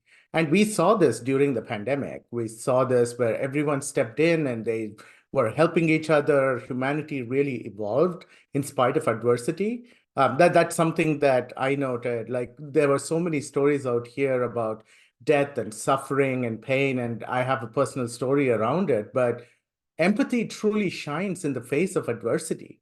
And that the pandemic showed it. And so what I go about writing in the book is your actions to improve human quality of life is what actually makes you an empathic leader. So alluding to that much more affective empathy or compassionate empathy, where you're taking actions and not just having an emotional connection, which is really important, especially if you're an executive of a Fortune 500 or a Global 2000 organization. Teaching them how to be vulnerable, how to be a real empathic leader is the first insight that I'd like to share. The second thing that I talk about in the book is the fact that almost every company and every leader talks about transformation, be it a culture transformation, an agile transformation, a digital or a business transformation. The thing that I impress upon them and I talk about is the fact that every transformation, be it personal or professional, starts with empathy. Because a transformation is about radically changing your current state, abandoning everything that you have and moving to a new, better future. And that is focused on reducing pain, which is the essence and the core of what empathy really is. So when you want to reduce the pain in an organization, what you want to do is you want to find like-minded people. And those like-minded people who want to help reduce that pain become the team that will help reduce that pain. And when these like-minded people start working together, they start understanding that reducing the pain creates the value for not only the organization, but also customers and for humans and for people. And that gives them the motivation to reduce the pain. And when they have this motivation and it all works together, they get a purpose. They know what they want to do. They know how much they're delivering value. And that's what causes transformation. And so I try to drive this within executives and within leadership and within enterprises and tell them that you need to have empathy at the core of everything. And I've written about it as well. And I delve into a number of techniques within the book. And I talk about how to be an empathic leader. And I boil it down to 6 simple steps. But at the core of it, fundamentally, that's what we want to do. We want to have empathy at the core of everything that we do. And then I have leaders who come and tell me that, oh, it is really hard. How are we going to do it? It's very soft skills oriented. There is no ROI or return on investment of it. If I invest in this, I mean, where's the dollars, how's it coming, and so on. And so what I created is a simple framework for executives. Again, it has to be less than 6 steps, otherwise executives will forget it. The first step before you go to the 5th one. So I try to reduce it and boil it down to 5 things, which I call the 5 E's. And the first one, in order to build and nurture this empathic culture, is empathy. Again, you want to create that psychological safety for people to take risks and have trust. You want to be that empathic leader. The next thing you want to do is empower. In many organizations, it's still very hierarchical. And so you want to enable the teams and empower them. And then engage. A lot of companies somehow, even though they create tools for communication, they are not really communicative. And so having that open, candid, radical communication and improving what I call as the signal to noise ratio, where the signal needs to be higher than the fluff or the noise that they put in, that's what I help them work with. And then afterwards to entrust them. As leaders, we need to come up with the why. We need to come up with the purpose and the reason why we have to do it. And if we have clearly articulated it, we do not want to second guess the how. We need the teams to be empowered to achieve this. And so we need to help them entrust. And then finally, because a lot of it does involve technology, we need to equip them, not just from buying the right software, but also collaboration tools, learning, pairing, bringing that work-life harmony or balance in it. And so I try to bring this 5 E's philosophy and framework to organizations and try to help them on their journey and transform. And that was kind of what this entire book focuses on. It's about understanding the needs of today's workforce and leading with empathy. And so the 3 things that this book really drives about is you don't need to have permission or title to lead with empathy. It's what you do, your actions that actually make you an empathic leader. Every transformation, be it personal or professional, is actually rooted in reducing some pain. So it is rooted in empathy. And then you want to create a positive culture. You can't just use technology. It's people, not technology, that are the true value creators. And we as empathic leaders need to understand how to harness that and make our people as happy people so that they can generate the value. 1 minute. Oh, thank you. Perfect, Edwin. So that's about the book. This book has been phenomenal. I won a couple of awards, so I'm really grateful for that. One thing to note is all the royalty from this book actually goes to nonprofits that support underrepresented minorities, the underprivileged and homeless. So anyone who's bought this book, just by the sheer act of buying, has performed a random act of kindness.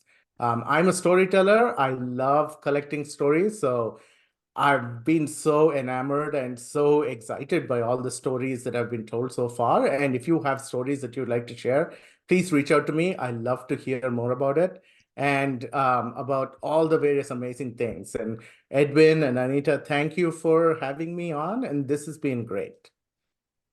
If you could stop the share, the screen share.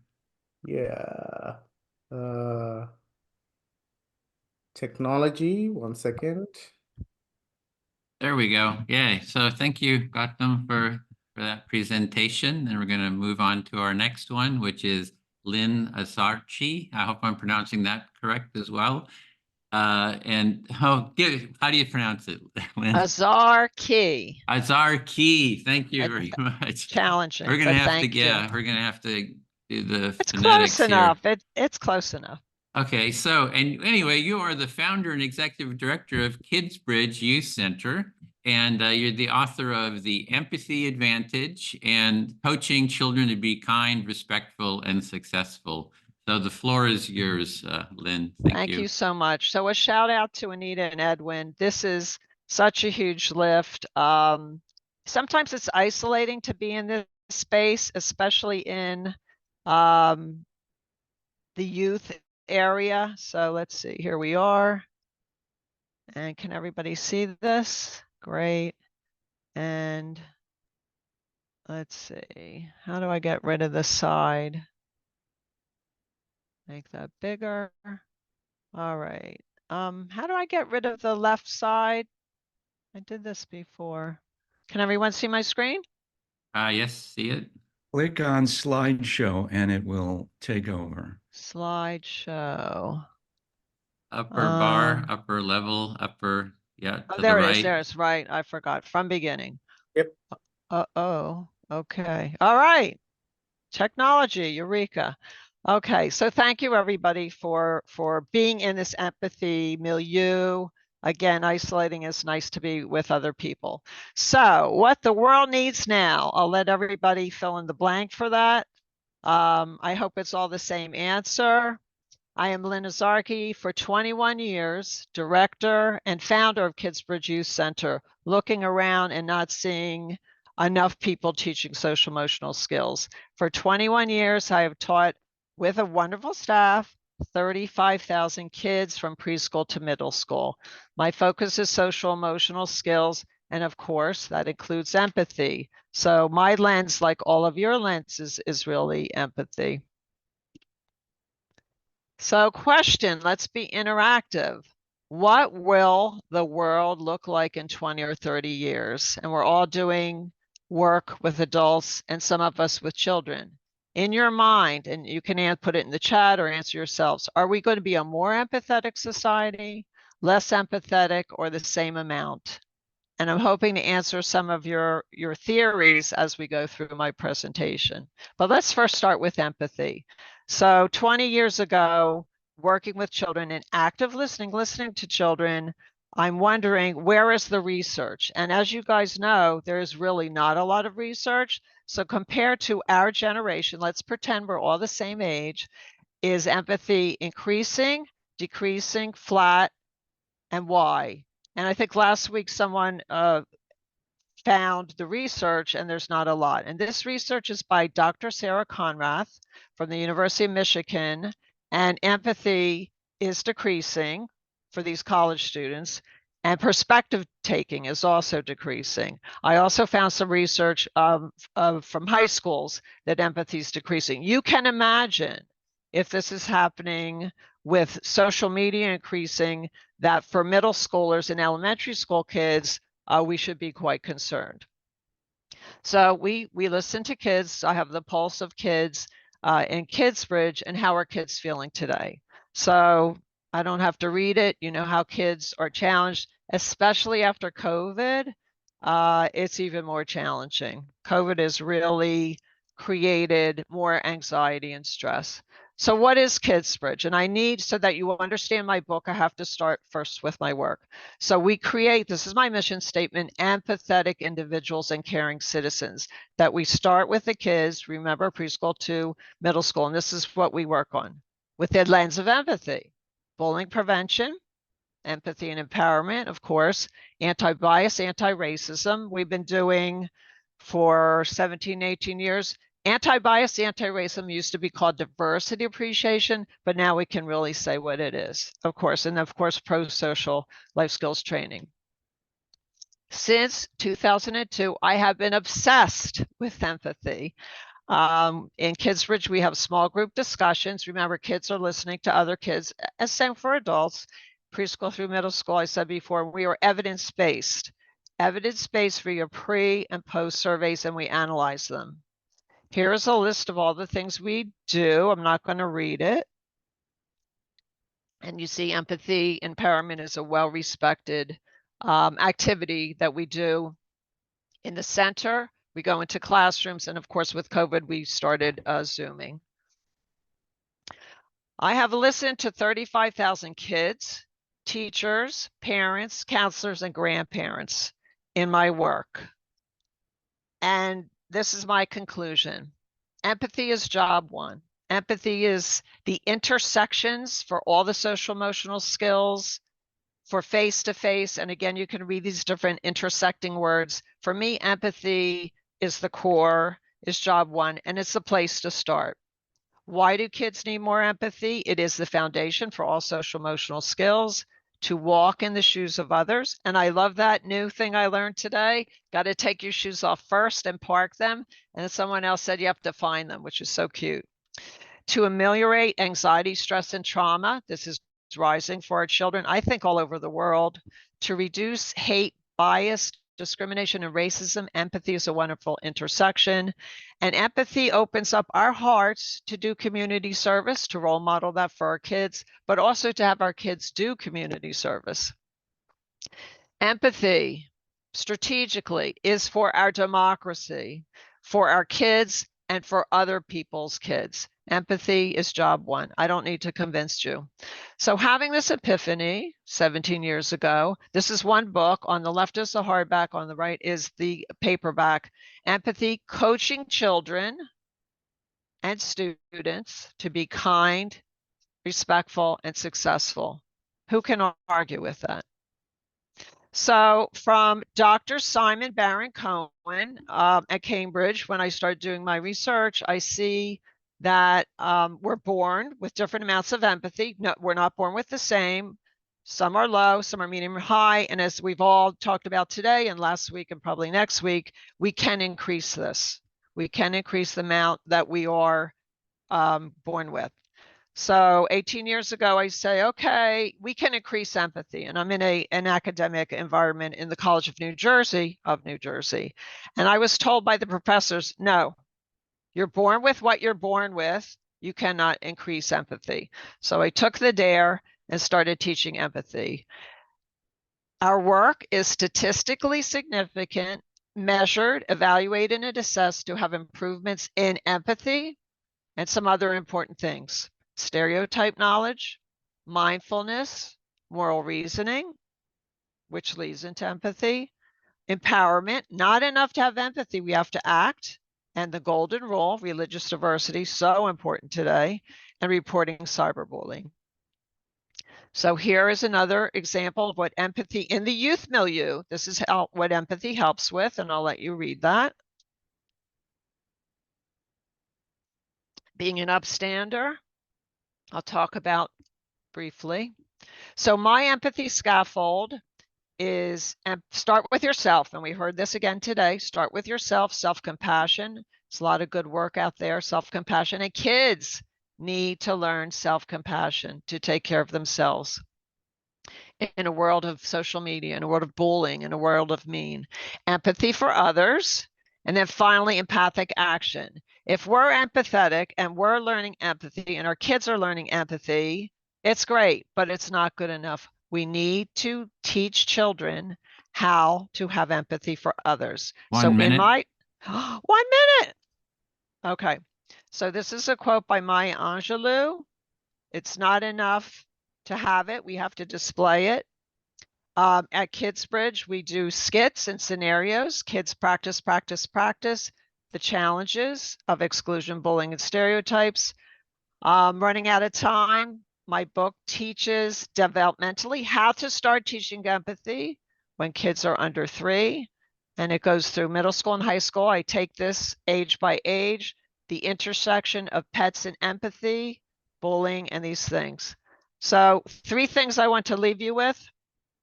If we don't paradigm shift to teach our children empathy, I'm afraid in 20 or 30 years, we're not going to be where we want to be. We all prize empathy. We have to start teaching our children now. Media literacy, intersex is very important.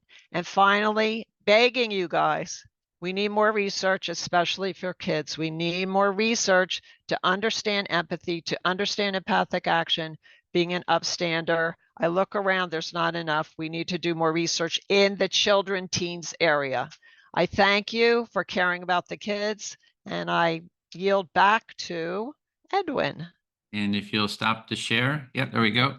Yeah, thank you so much. It's so important that we teach empathy in the schools. I'm hoping we can have empathy circles, the practice taught in every school in the country and the world for that. And that's actually one of our goals. And hope we can keep collaborating in getting empathy into the schools. And so thank you for that presentation. It's so important. So our next speaker is Brian Goldman. And Brian is an ER physician and best-selling author. He's Canada's premier radio medical host and broadcaster. And he's also the author of The Power of Kindness, Why Empathy is Essential in everyday life. The floor is yours, Brian. Thank you for joining us. Thank you, Edwin. Thank you, Anita, for the kind and empathic invitation. I want to tell you a little story to begin my 10 minutes. I wrote the book because of an incident that happened when I was an emergency physician on duty more than 30 years ago. I saw a patient with end-stage MS, multiple sclerosis. She was brought to the emergency department where I was on duty. The family was at their wits' end. The patient, a woman, could no longer speak for herself. The family wanted her to be admitted to hospital. And, I wasn't the kind of person to fail to accede to people's wishes. I referred her to the internal medicine team. It took many hours for her to be seen. And every time I walked by the room, I was asked, when would she get a bed? And I became increasingly defensive. And that defensiveness is really an important clue to incipient lack of empathy. At one point, I snapped at the family for all the questions I'd been asked. I'm probably not the only person to do that. But I was accused eventually of unkindness, not of incompetence, of unkindness. And people know when they're being treated unkindly. And I received a lovely letter to that fact from the husband of the woman. She died several months later, not unexpectedly. And it made me ask myself, am I a kind soul? And I think everybody has to ask that question of themselves at one point or another in their lives. That set me on a very personal journey to learn about empathy and kindness in the brain and in the heart. I had a brain scan by researchers at Laval University, Professor Philip Jackson, who's a noted authority in the neuroscience of empathy. And what I discovered is that my functional MRI indicated that I have a pattern that is common to many health professionals in mid-career, that for one reason or another, maybe the experience gets them down, maybe they have the stress of dealing with their parents who are ailing and dealing with their children who have all manner of issues. But I exhibited a pattern on my functional MRI that showed that I tended to underestimate the pain and suffering of my patients. And there are many possible reasons for that. I'm certainly not alone when it comes to that. But it was a clue that something had happened to me along the way. And that led me on a round-the-world journey to learn about empathy and kindness and to meet some of the kindest people on the planet, learn what it was that made them kind and empathic. Was it nature? Was it nurture? And I found that it was a bit of both, as we just heard. Some people are born with more empathy, some are born with less. I certainly met a mother and a son who had off the charts empathy. But very often, not infrequently, it's circumstances that make us more or less kind. It's often facing adversity that we learn to empathize with others. And in the true spirit of peer counseling, we want to be able to show the way for others who follow us and get inspired by people who precede us. So I wanted to discover the acts of kindness of people around the world, and I wanted to find out what it was that made them kind. And just to give you 2 or 3 examples, I met a man here very close to where I live in Toronto, Canada, a man who was born with profound deafness, who made a point as an entrepreneur and as a businessman of hiring people who have one challenge after another, some physical, some emotional. And by the time he sold his business and became a full-time advocate for those with disabilities, fully 20% of the people in his workforce had one kind of challenge or another. And when I asked him, why he was that way, he said it wasn't the deafness that made him empathize with others. It was being discounted because of his deafness. And he was angry about that. And he wanted to make sure that everybody who had a disability, who has a disability, who wants to work, has an opportunity to work to their capacity. So that was one example.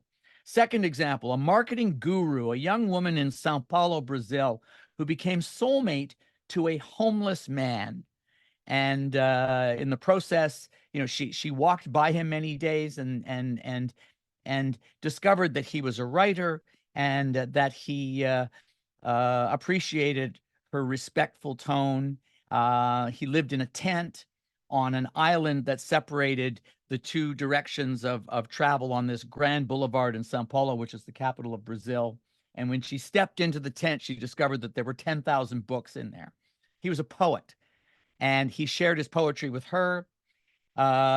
She helped him to develop a Facebook page, and he became a local celebrity. And eventually she helped him be reunited with his family of origin. And when I asked her, or when I delved into her psychology, what was it that made her so empathic? She experienced a divorce, the divorce of her parents. Her parents argued constantly. It was a very unhappy home, to the point that when her parents finally told her as a 12-year-old that that they were going to split up, her first word to them was "tá bom," which means good. Imagine a 12-year-old in that frame of mind and emotion.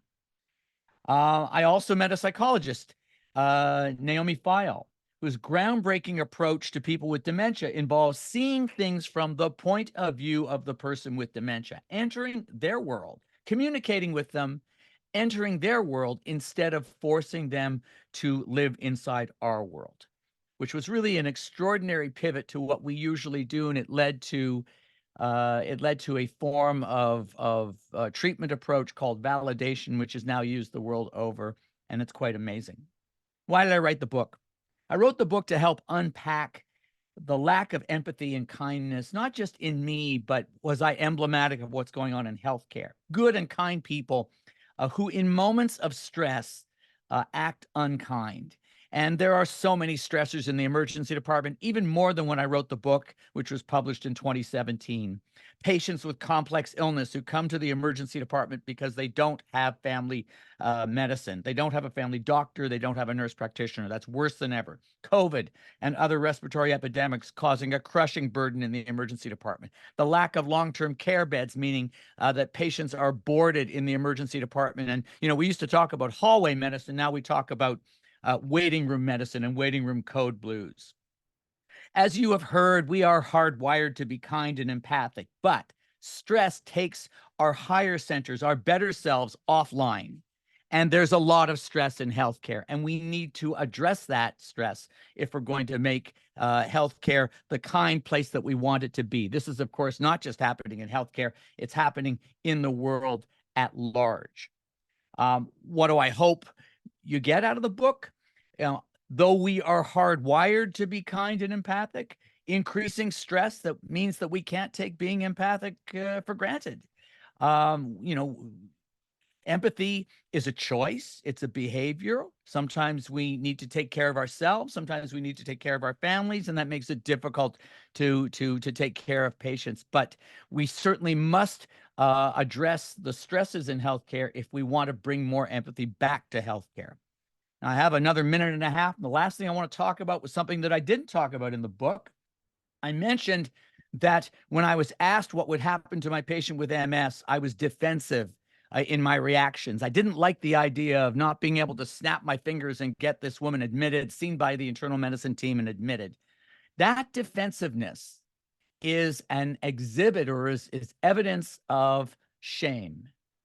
And I'm talking not about, the ordinary societal shame or the guilt that we feel that when we're not our best selves.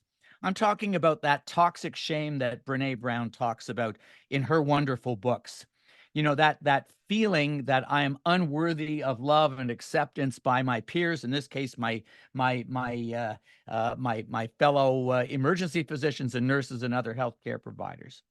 And I believe that many people become physicians out of a deep-rooted feeling of internal shame. They're hoping that if they keep doing good things, carry on good acts, and there's nothing more good and noble than being a healthcare professional and helping others at their greatest hour of need, that would somehow assuage their feelings of shame. It doesn't work.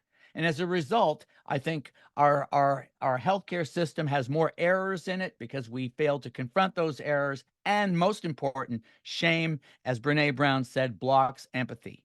And I'm glad to see that increasingly there are experts and researchers who are trying to unpack the level of shame amongst healthcare providers that leads to defensiveness about criticism and making mistakes. and are trying to help understand it and deal with it. Because if we do that, I think we'll be able to dramatically increase the amount of empathy in healthcare. And I want to thank you for the opportunity to speak with you today. Thank you so much, Brian, for your presentation and for joining us today. So we're going to transition now to our next phase for the next little bit over an hour.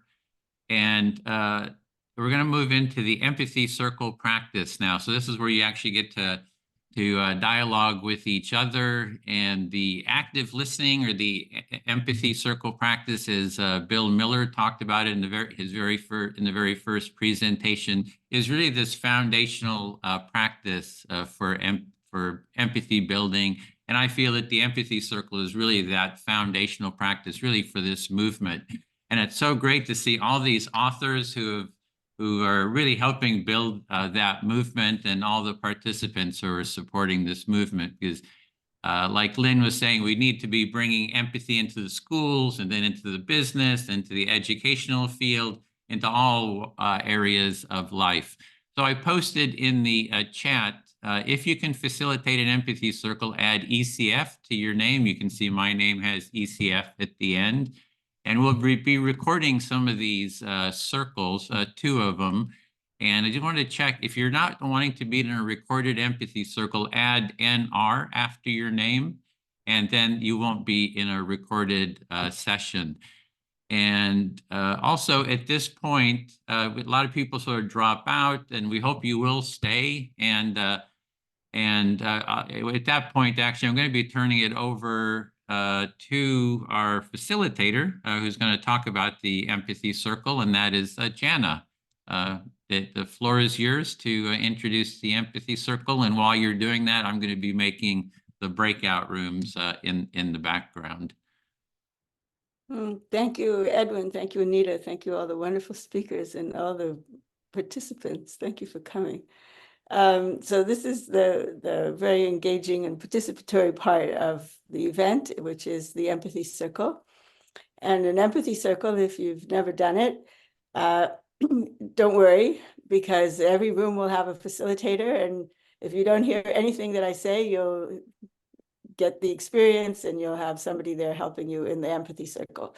So the empathy circle has 4 roles: an active listener, a speaker, silent listeners who are also actively engaged in listening and following what's going on, and then the facilitator. And the facilitator, for people who are already experienced in empathy circles, if that's the case, really just functions as a timekeeper.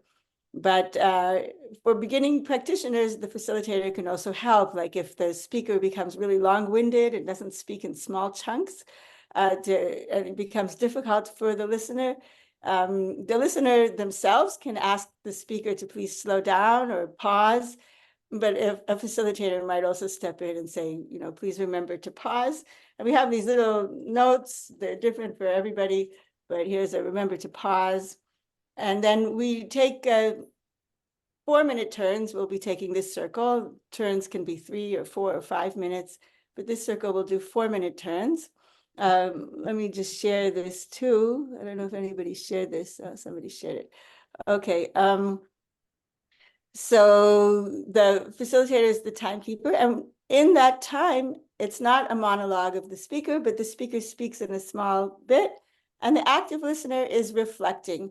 And the active listener is reflecting what they heard, not more, not less, not adding like, wow, I liked, or not criticizing or not judging. And if those feelings or thoughts arise that you want to compliment the person, or you want to judge the person, you can do that when it's your turn to speak, and you'll get a turn. As the listener, then the listener becomes the next speaker. But the listener just reflects back. You can reflect back verbatim what you hear, or the essence or the gist or of what you hear the speaker say. And the speaker, like I said, is an empathic speaker, speaking in small bits, just the simple idea so that the active listener can get it. And then the silent listeners are present, fully present. And I think those are the 4 roles. And is there anything else I need to say? Are you done with your breakout rooms? The Yep, benefits. I have them created. And the benefits, I'll just say for myself and my own personal experience, that when I started doing empathy circles, I wasn't actually expecting any personal benefit. But I can tell you that in the most difficult situations, in conflict situations, in dialogue with very difficult people, I've been able to have available to me at the tip of my tongue, would you be willing to reflect what I just said? Or to listen to somebody becoming very demanding and quite aggressive and to say, would you like me to reflect what you just said? And if it were not for this empathy circle practice, that would not be available to me as a tool that I could just pull like a rabbit out of the hat. So it has been hugely beneficial to me personally. And it's a practice that if you do on an ongoing basis, then you become better and better at it. And it's a wonderful, very important skill and tool for any dialogue, and certainly as a foundation for more difficult situations like conflict resolution. And yeah, so I'm Okay. happy to be part of this community. Yeah, thank you, Janna. And I just posting the topic is, our topic is, what are your top takeaways about empathy from the presentations? Or as always, you can talk about whatever's on your mind. And there's 4-minute turns. You can see that there in the chat as a reference. So if we stop the screen share, we're at this point, the groups kind of get juggled around a little bit. If you're in it, when we go into the breakout rooms, we may be moving some of the people around a little bit. So I think we're ready to go, and we have 1 hour for this. So this is 8 after the hour, so we'll go 10 after the hour, 10 minutes after the hour. We'll all come back to a full group debrief, and you'll get to share for about 15 minutes, just your experience. So with that, you'll see that in each room, there's a person with an ECF after their name, and they will be facilitating the breakout room. So as we go, so here we go into the rooms, and let me just make sure that we're automatically move all part in the breakout rooms, set that, and okay, here we go, going into the rooms. And you're here on your own, so just keeping track of things. So I will go into a room, Janna. That means that I need to start. Oh, good. Edwin is here. Edwin, you have to unmute so that we can hear you. Oh, this is the recorded room, and Kara will be facilitating. So take it away, Kara. Absolutely. I'm currently looking for a clock because my phone just died, and that's usually what I use to keep the time with. Tech's so good until it isn't, right? Clock right there. Perfect. All right.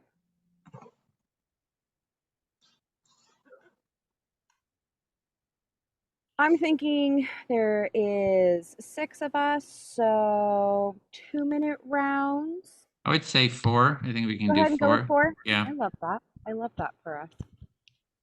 Okay. Let's create a timer for that. Beautiful. Excellent. Okay. Before we launch into this, we kind of got a soft intro on how this works. Does anybody have any questions that immediately spring to your mind? Are you assigning roles to us? Yes, and also not at all. So how it will work is, while it is incredibly structured, it is really free flowing. So since I am going to facilitate, what I will do is take on the position of the first listener so that everybody can see what it is to have that reflected back. And I will ask for a volunteer of somebody who's willing to speak first. So as the speaker, your job is to speak whatever is on your mind or what you've thought about from the summit. And then remember to do it in short enough chunks that your listener can then repeat it back to you. So as a facilitator or as a listener, we may be like, hey, hold on, pause for everyone. And then the listener will reflect back.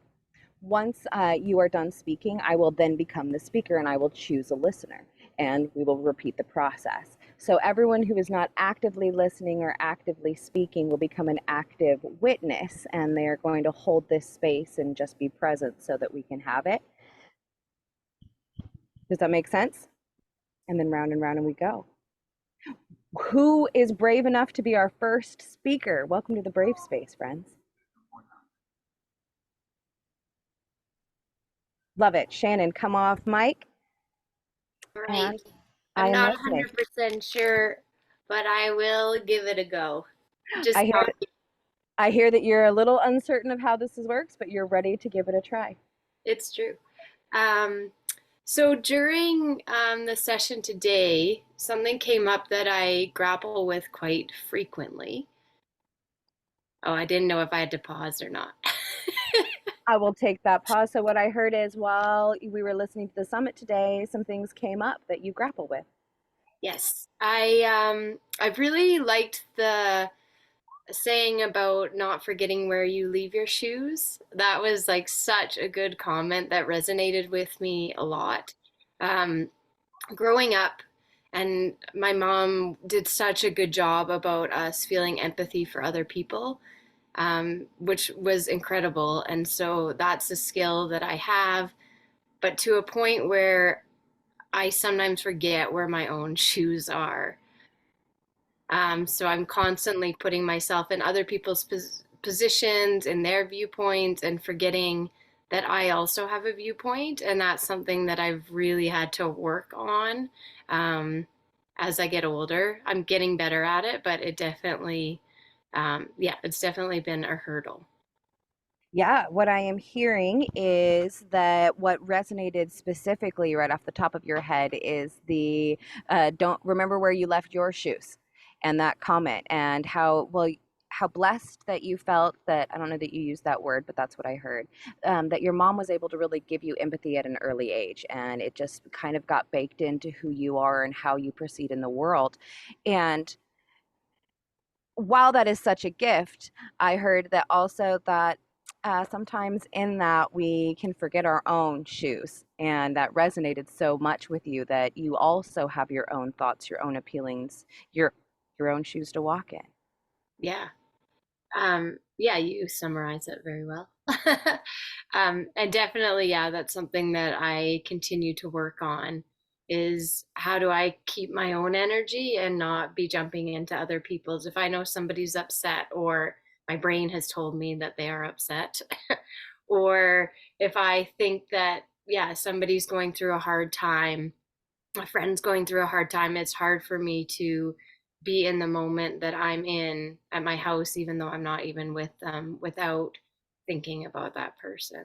So I really like that analogy. So I hear that analogy fits for you because you find yourself falling into that space where when somebody's in a heightened state of energy, you get into a heightened state of energy, or if somebody is really upset or sad, you're like also upset and sad. And even though they could be in a completely different space, like you're at home and they're at the mall, you can get into that space. And so reminding and learning about how that's a thing and that you can step back into your own shoes resonated with you.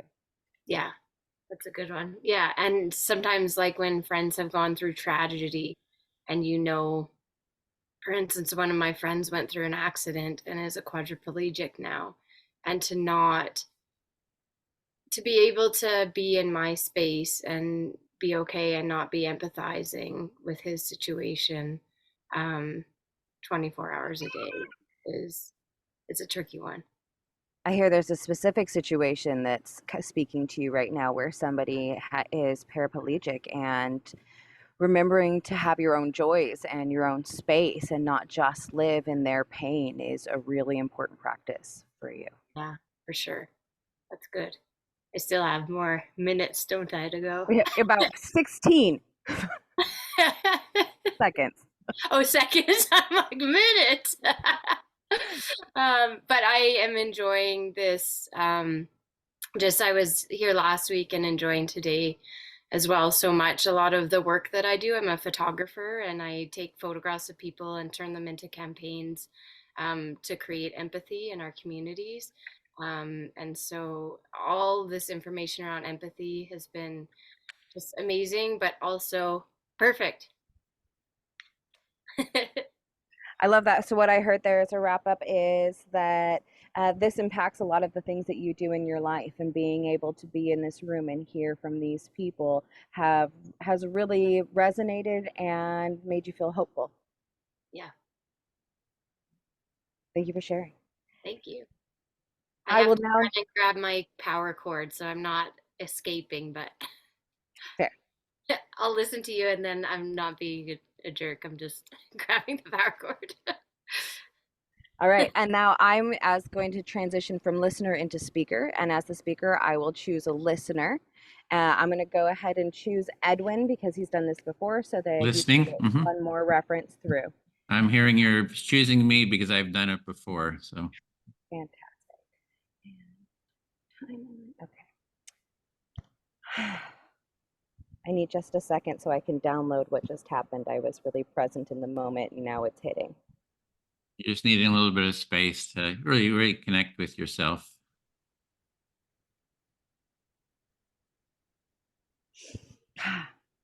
Man, I really enjoyed last week, and I thought there's no way that it's going to get better, and then I think it did. Yeah, so you really enjoyed our last summit last week, and you thought, oh, I can't get better than this. And it's like today, it's like, hey, it got better. Yeah, it's easy to go out in the world and get inundated with the belief that there's not as much hope, that there's not as much chance, that there's not as much fun happening in the world. And you're finding that it's easy just to think there's not a lot of fun and hope in the world. And coming to spaces like this, it's just yet again another reminder that yes, yep, there is good, there is hope, and lots of people are having a lot of fun with really hard stuff and finding the path forward. And coming to this event is like, oh, there is hope, and there's a lot of people having fun in life, and so it's giving you some hope boost. Yeah, which so really grateful. I will get that reflected back, but I'm really grateful that this is here because I have been working on some workbook and playbooks for a course that I do, and it has really helped me kind of live in the space I need to summon the information to me. And you're feeling some gratitude because this is kind of helping ground you in some work that you're wanting to do. Yeah, I'm really excited. And feeling a lot of excitement about it too. Yeah. And ease. I think another thing that came up for me during this was how easy it is to lean into this space. Not that empathy itself is easy. Empathy is simple, not easy, because you got to do it all the time. But that leaning into it is actually pretty easy. Yeah, and it's just seeing that if you're leaning into it and you have to do it, and it's easy if you lean into it. Yeah. Like this circle, I always get so excited that we follow it with this because at first it seems really weird and there's all these structures, and then you're like, oh, no, okay, I can do this. Yeah, it's like this is very structured, but you do it, and it's like, oh, I can do this. This is actually good. Get a little excited about it. I do, and fun. I always think of Larry Love, who's an empathy circle facilitator, and at the end of every one, he's like, I love empathy. Yeah, so we have one person in our community, Larry, who he always says at the end when we do a debrief, he says, I love empathy circles. He's just so taken with it. And yeah. And every time I get back in, I'm like, yep, Larry's right. And you agree with him. You have to agree with him. I do. I feel fully heard. Thank you. Okay, then I'll speak to Lou. Got it. Yeah, so this is like we had some real heavy hitters here, you and Helen, and Bill Miller, just people who have just been working in this field a long time. So I can just feel the sort of the groundedness of this summit today. Just felt really good. so you're moved and maybe even inspired by the participants in the seminar, some of whom are, as you say, heavy hitters and have made contributions in the matter. Yeah, it just really warms my heart, just to see, Helen and you and all the other participants. It just, it's like, I keep saying this is really a movement that we're doing, and I can feel sort of a movement of building here. To get everybody together, I think really helps to build a movement. You're feeling the love. I mean, and more to the point, and more exactly, the movement is getting traction and momentum. And especially with this center behind me, my brother purchased this property, $7.5 million. And somebody just offered him 10 million. He said, nope, want to make a retreat center out of it. So I'm actually here right now. And we're going to I think having this center is really going to help build the empathy movement, because it's getting a lot of attention here in Santa Barbara. Just a lot of leaders are kind of coming and interested in what we're doing.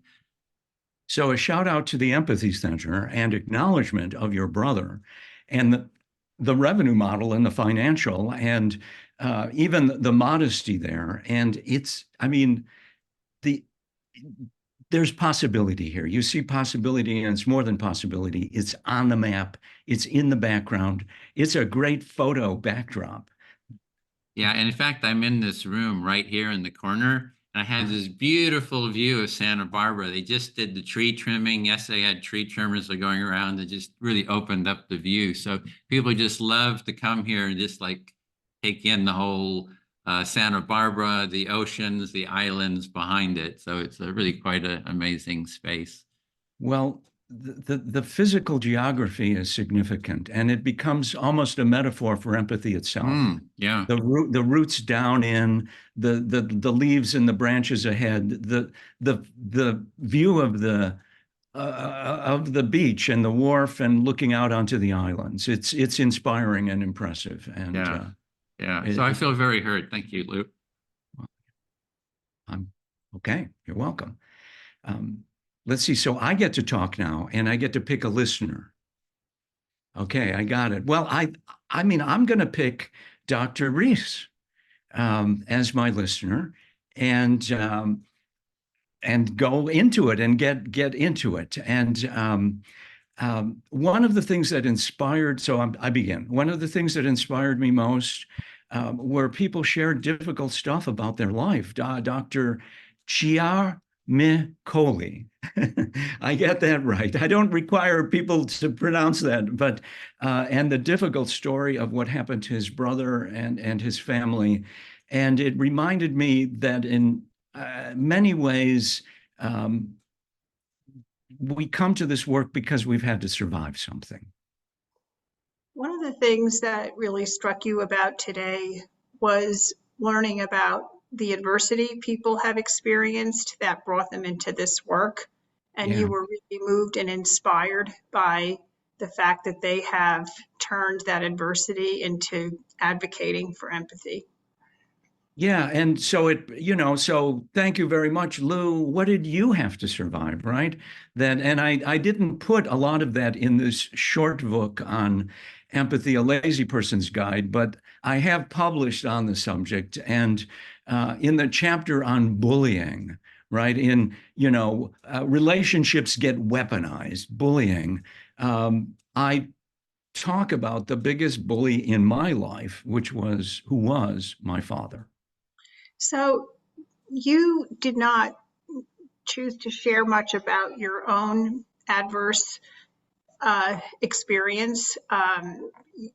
And you did start your talk saying that you didn't receive much empathy in your life. And you're noticing that other people started with that story, and that in your most current book, you don't go into that story, but in other books, you have named your father as someone who bullied you. Yeah, and thank you. And it's hard to give a short version of this, right? Because immediately people will ask me, well, did he drink? Because he was heavy-handed. The euphemism would be, I got hit. And people say, well, did he drink? No, he was a perfect social drinker, 1 glass of wine a week. He didn't drink. He was just me. I'm sorry. That's a lot there, but So people often ask, you know, what happened? You know, what was he a drinker? They're curious about what made him behave that way. And you're sharing that no, he wasn't a heavy drinker. He was a social drinker, but he was heavy-handed.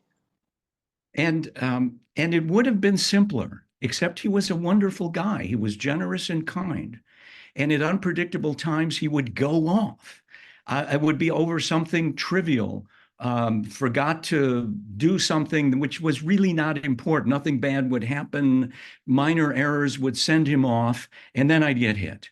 And it's as if tender age. And that didn't go very well for me. That was I did a lot of therapy, but sorry. You're describing the unpredictability of your father, who was mostly seen as kind and reasonable and mostly appropriate, but then suddenly he would go off on something where something minor happened that didn't seem it was deserving of such an intense reaction. Right. And for example, I couldn't find stuff. I was in charge of the tools and I couldn't find certain kind of a ratchet wrench or some obscure, you know, I know nothing about tools as a 10-year-old, right? And that would set him off. That's an example. It was like, right. And I was, you know, and I kept getting hit.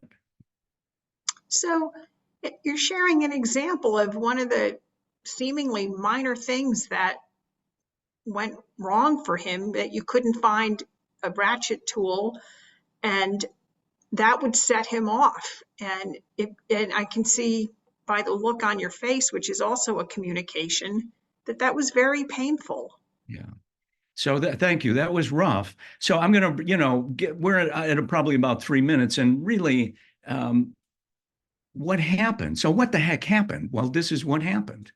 I finally got bigger. I got to be 17 years old, and I hit him back. And I got a little blood on his lip, technical knockout, you might say, and I won the fight. And that improved things. I set a limit. You know, with bullies, you have to set a limit, and that worked.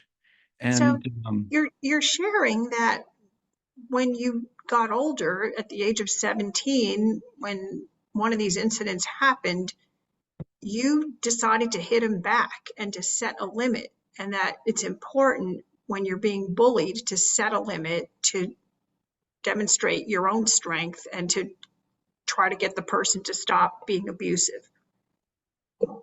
So we'll bring it in for a landing at that point. At that point, I was off to college, and you can read about it in one of the publications. So thank you. I feel her. Go ahead. You're saying that it got better when you went off to college, and obviously it still had an impact, but you've also shared this with us as readers in one of your books. Thank you. I appreciate the listening. I appreciate the gracious and generous listening, Helen, Dr. Riess.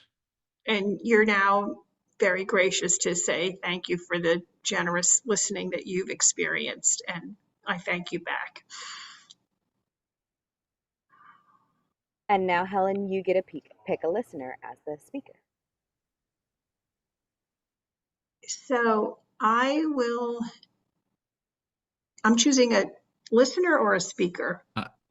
A listener, and someone who hasn't, perhaps Mary, who hasn't Mary, yeah. involved.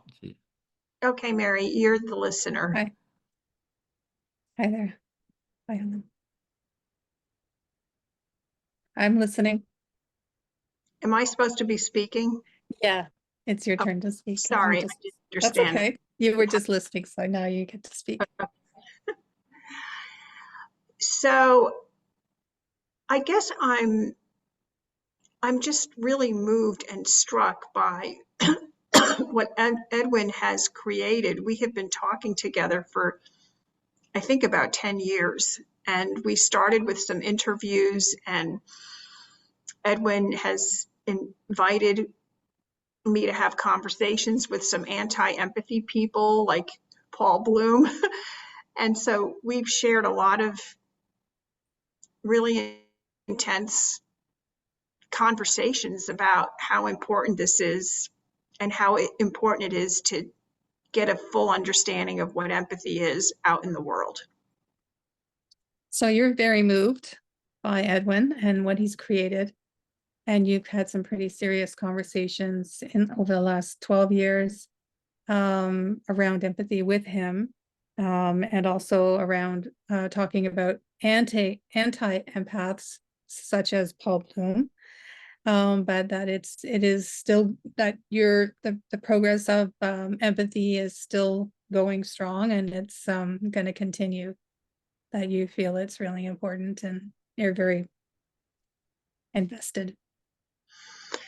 I want to say inspired, but I think the real word is gobsmacked by how the movement has gone from meeting in tents to like looking at that center behind Edwin. That it really does show that when we stick to what we're dedicating our lives to, like it almost seems like miracles start to happen. You're actually feeling, the word is gobsmacked, that you're looking at the center behind Edwin, and that when we really stick to what it is that we're doing, or we're trying to do, that miracles can happen.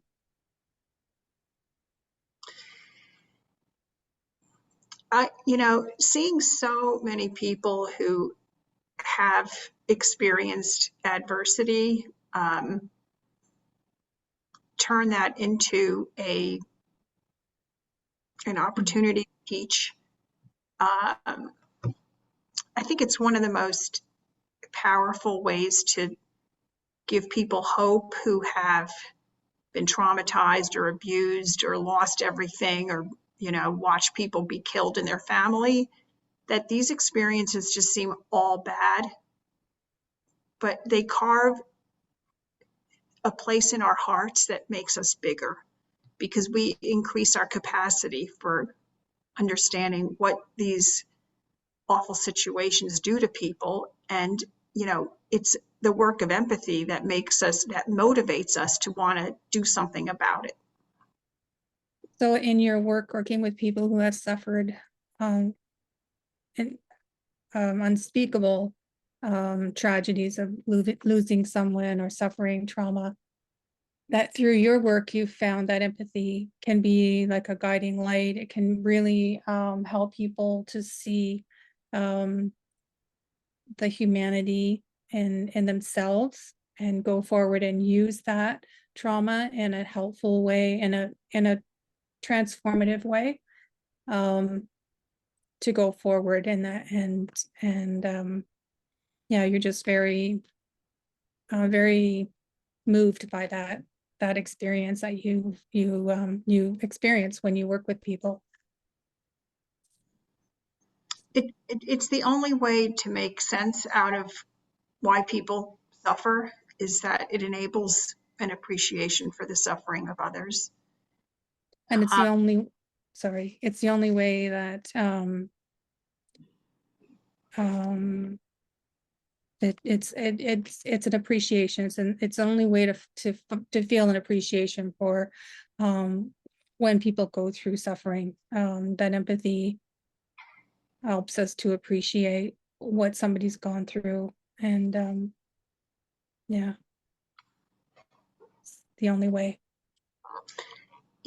My story is a little more vicarious, because my father's parents were killed in World War II when he was 14, and he came from a very well-off, comfortable life, and he lost everything. Like, he couldn't go to school. He had to escape from this dictatorship and really just start his own life. And his story that has always been with me is that he was so full of hatred for what happened to him, and he could only think about like how awful this whole thing was, and he's just now an orphan and driven out of his home, and he decided at some point, he was in his aunt's church, and he realized, I have to forgive what happened. And embrace love, because I will live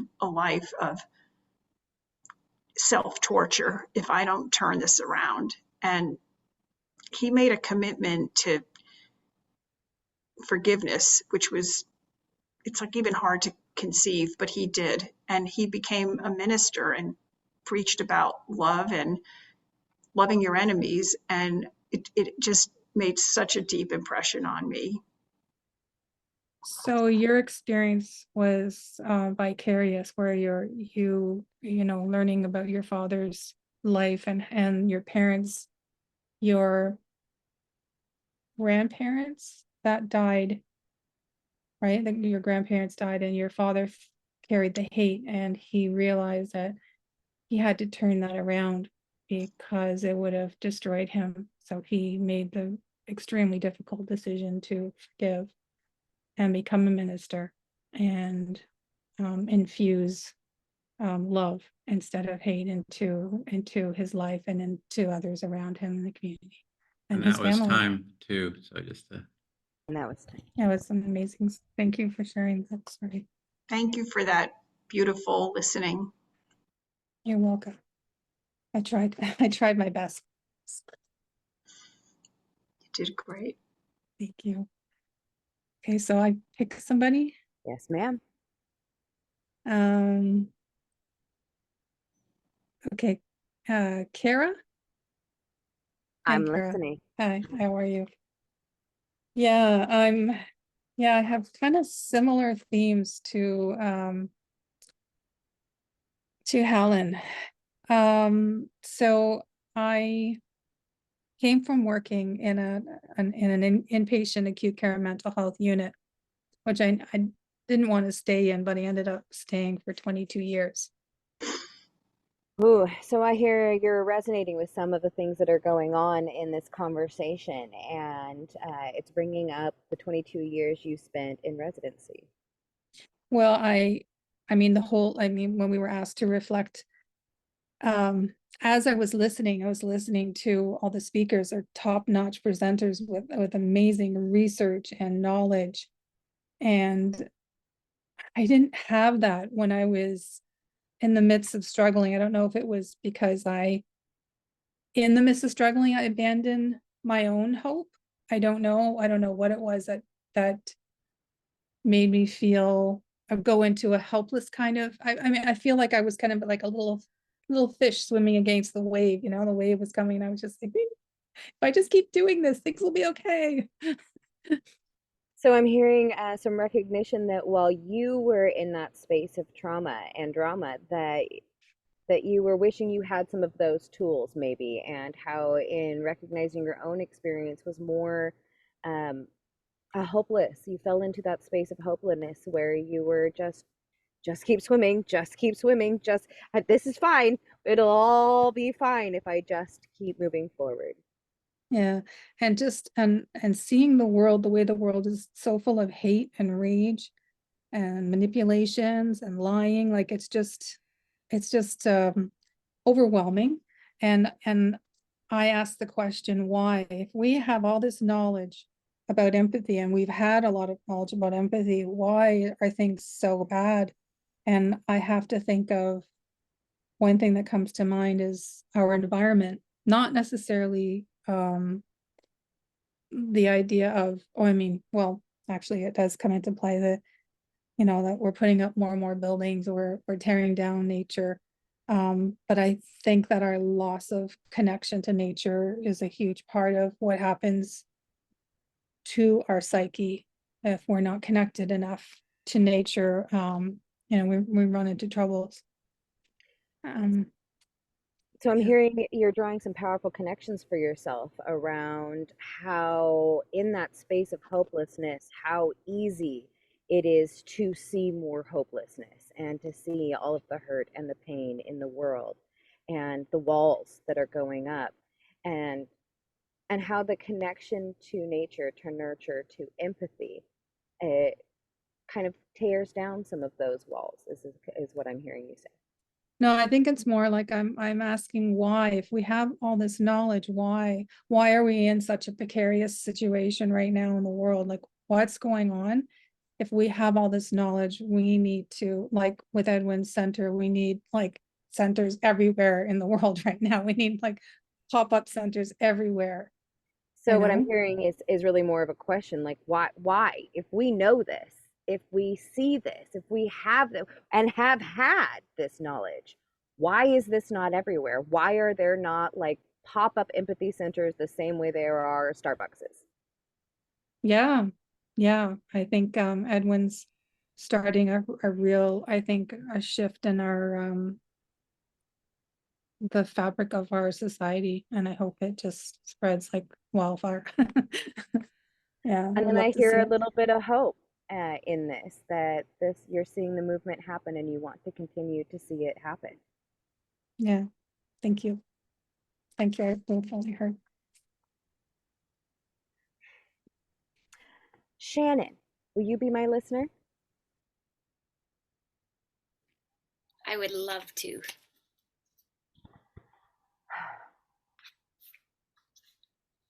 Using the terms that came up earlier, I think I put on shoes, forgot to take my shoes off, and part of what I was listening to with what Mary was going through.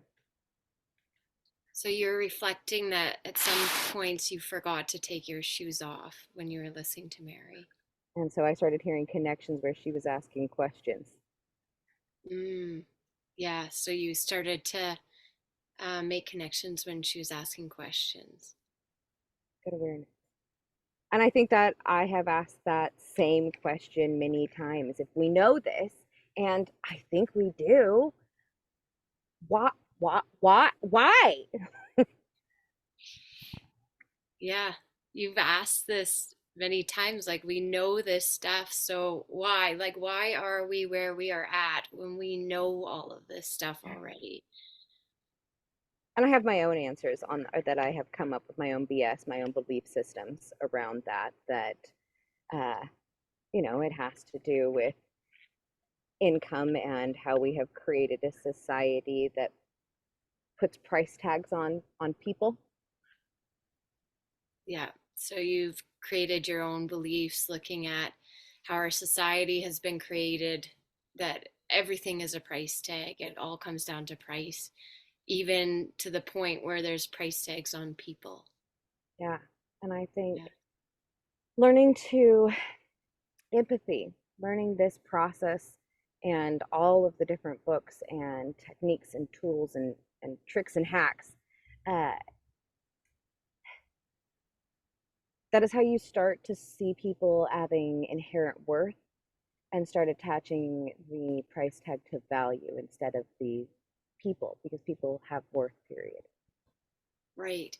So kind of immersing ourselves in this work, learning the techniques, yeah, just expanding our minds and our skill sets, that we start seeing that people have value and they're not just a price tag. We all hold value. Yeah.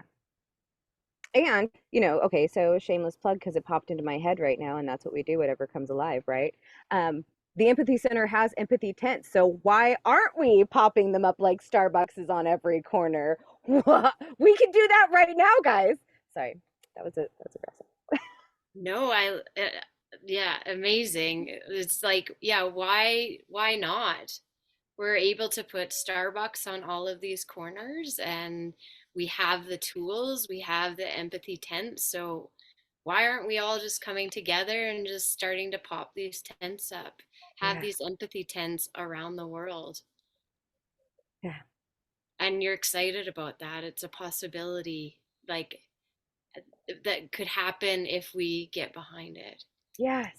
And that from my own space of trauma and drama, where empathy became a major focus in my life, that is the experience that I have had ever since, is this sense of hopefulness that we do know. And when people get a taste of it, they want more. Yeah, you have just hopefulness that came from trauma, and you brought hopefulness to all situations, that we can do this, we can make this happen. Let's do it. Yeah. I feel fully heard. Thank you. Thank you. And now you get to pick your listener. Oh, you already listened to me. Does that count? Or do we go again? Oh, we just keep going. Okay, all right. I'm gonna take your energy, keep it coming. Um, awesome. Mary, will you be my listener? Yes, I will. Yeah, that the statement about this is getting me very, very excited. I really enjoyed what Kara was saying, and like, yeah, let's make this happen. We see Starbucks on every corner. There's enough of us that are excited about this work, that want to make this work happen. Um, we have the people behind this, so let's do it. So you're echoing what Kara was saying, and that you feel very excited that we what we have Starbucks in every corner, so why can't we have an empathy tent or meeting on every corner? Yeah. And yeah, so you feel very excited about that. Totally. And my critic's voice comes in a little bit because I've been trying for years. I'm a photographer, but I also run another, um, it's not really a business because it's hard to get money coming in with it. With taking the photos, it's more of a passion project, taking the photos. I do some video projects too, where I tell people stories and interview them. To bring more empathy to our world and create some humanity. And yeah, the hard part about it is, how do we get the funding for this that isn't just through grants? And if that can be figured out, then it could be like a Starbucks, in the good ways of that this could be everywhere, and there would be so many people that would be able to pop these up. And I even look on this call of how many people are from all different places, that could pop a tent up for a week. Yeah, it's hopeful, and then there's the critic, right? You'd have to use a yurt in Canada, but Yeah, I'm looking outside and it is snowy and freezing right now. so you're looking at from the photographer's perspective, and like almost like photographic journalism. Is that what kind of like the wording? Kind No, of, yeah. storytelling, Visual campaigns. visual Yeah. campaigns. So you're looking at empathy tents, the idea of empathy tents on every corner, like a Starbucks, kind of like the idea of like everywhere you go, there's a Starbucks. So everywhere we turn, there would be an empathy, a safe place for people to go and talk. And that, you could sort of turn that into, if you could turn it into something that would be economical for you. So, and as much as, taking pictures and writing maybe some stories about people's lives. Yeah, that if we can figure out that financial piece, I think we could make it that we have empathy tents all over, right?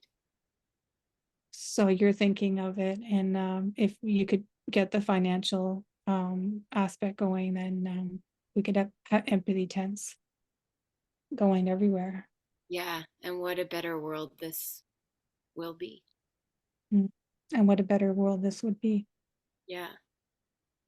It's exciting to be in this space with so many people that are doing such important work and are bringing this important work together. I think just seeing all these faces, it's hopeful. And then because I'm an artist, then when ideas start coming, then it just like starts bubbling, right? In very great ways.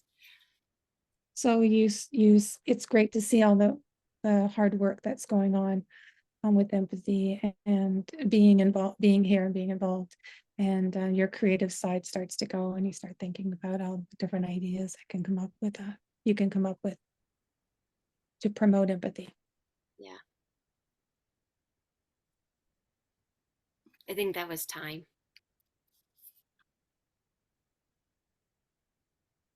Do you feel fully heard? Oh yeah, sorry. I do feel very heard. Thank you so much, Mary. That was great. Okay, so I'm back again. I'll do Edwin. Mhm. Listening. Yeah, so I just wanted to actually just wanted to bring it back to you and thank you for providing these circles for free. I mean, I think this is a real treasure to be able to be here to do this. And I You're thank just you. sharing your gratitude for us hosting these circles and making it available for free too. Yeah, and all the Valuable. You hard see it work. as valuable and appreciating the hard Absolutely. work. Yeah, definitely. And all the background work that we don't see that goes on, and really appreciate it. Yeah, really Um, appreciating all this hard work. Yeah, yeah, I hear how hard it is for you, and it doesn't come lightly. You know, I really appreciate that whole, like, I don't know how else to say it, but thank you, Edwin. Yeah, real, again, your gratitude. It's not easy and you're really appreciating it. Yeah. Yeah, I hear you struggle a lot with a lot of the, the technical side and everything and getting things organized. Oh yeah, you'd I think heard me talk before about, oh, I got to juggle all the technical stuff and that creates a bit of stress. Yeah. yeah, it's not easy. So I kind of feel like I just spoke, but I guess I can go back a little bit over what I was talking about. So I'm personally working a lot on self-empathy, because of my experience in the hospital, I'm still working on the self-empathy part. And there's a lot of, I need to forgive myself or not. I feel like I could have done a lot more. Though I was really hard. I'm really hard on myself, and I do work really hard to bring empathy into my work every minute that I can. I still beat myself up for not doing enough. So in your work, you really try to work hard at bringing empathy into your work, and you have self-judgments that you're still not doing enough. So you sort of beat up on yourself. And so now you're working on that self-empathy, having more empathy for yourself. Yeah. And listening to the speakers and talk about their work and their books, it's motivating for me to maybe put down some thoughts myself about, even though I am researched, I guess my personal experience there may be something there. I don't know. I can help So somebody hearing all else. the authors, share their work is maybe inspiring you, motivating you to write down some of your own experiences to perhaps maybe write a book yourself. Maybe help somebody else who's either in a hospital, like a patient who's in a hospital, or somebody who's working within the hospital themselves. So it could be something that would contribute to the people that are in the hospitals, be it staff or patients. Yeah.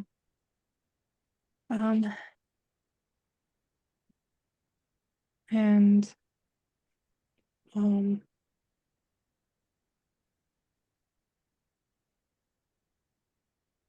I've always struggled with the environmental thing. Like, I've always felt really close to nature, and living around concrete and buildings, I really don't think is healthy. And I don't think that it's fair that a lot of people who have the finances or have the ability to get near nature do, and those who don't, they suffer. And I think that we need to balance out our environments with nature. And I don't know if there's some way that can be taught, or somehow that can be brought into the teaching of empathy, that through nature. I really find it helpful personally, and I think a lot of people do. But when it's paired with people who live in built up areas, and how that can affect their mental health, and how we can help them, would be, I think really helpful.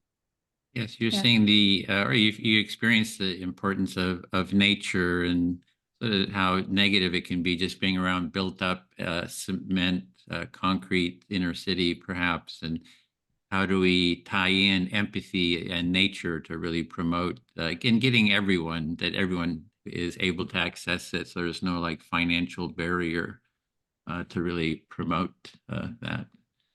Yeah, thank you. I think that feel was the totally time heard. too. Okay, great. Helen, can I speak to you? You're muted. I did invite Paul Bloom to this summit, and he said, "Oh, thanks, but no thanks." So we did reach out to him. So I'm always enjoy reaching out to the critics of empathy. It's actually a lot of fun. You did reach out to Paul Bloom and invited him to this summit, and he declined. And you are persistent in reaching out to empathy critics to keep them aware of the movement. And I think it was the fun part. It's actually, I find it kind of fun to talk to critics. So You find it fun to talk to critics of empathy. yeah.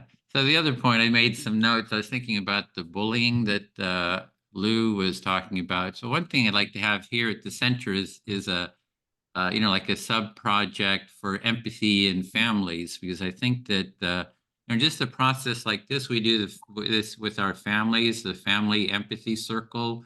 So I think just bringing this process into the family could just be very beneficial, that family members get together and use this active listening with each other, so that everybody in the family gets a chance to be heard.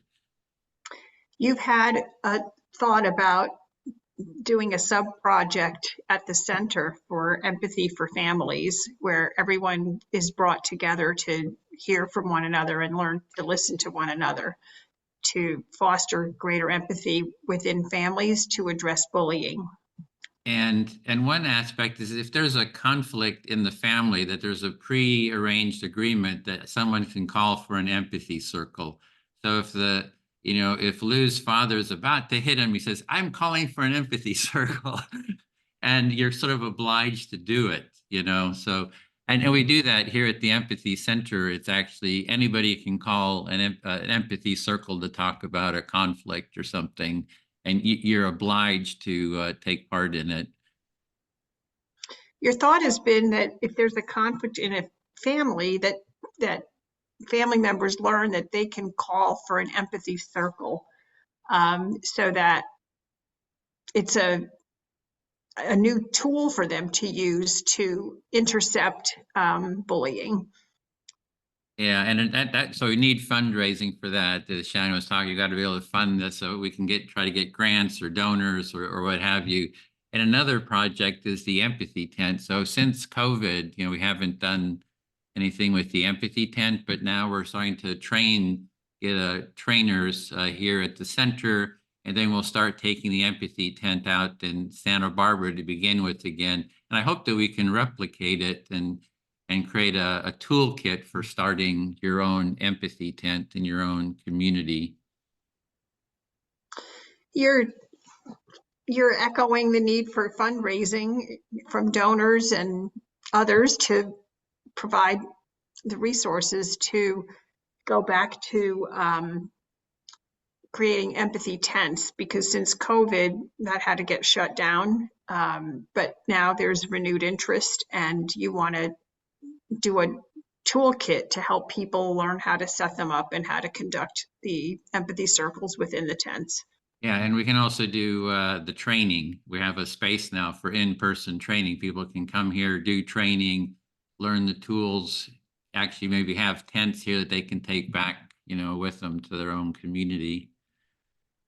You're thinking about providing a space to do the training at the center where people can learn and practice and then take tents back to wherever they came from to offer the training. And then we'll have a movement where we go to the Capitol Mall, we camp out on the Capitol Mall, and we demand that the Republicans and Democrats have empathy circles, and we're not leaving, until they do. So that's another planned. Your vision for the future is to camp out on the Washington Mall and create empathy tents where Republicans and Democrats are invited to enter the tents and talk and be heard.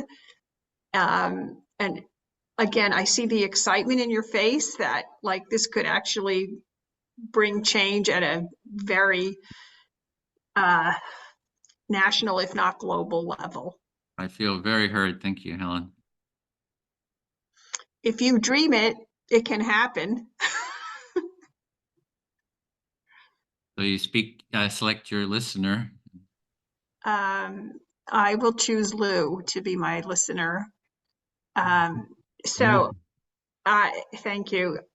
I think that we've just heard a vision that takes what Ms. Segal talked about, like let's bring empathy to the policy level and to the macro level. It's not just interpersonal. This is a social movement and a political movement.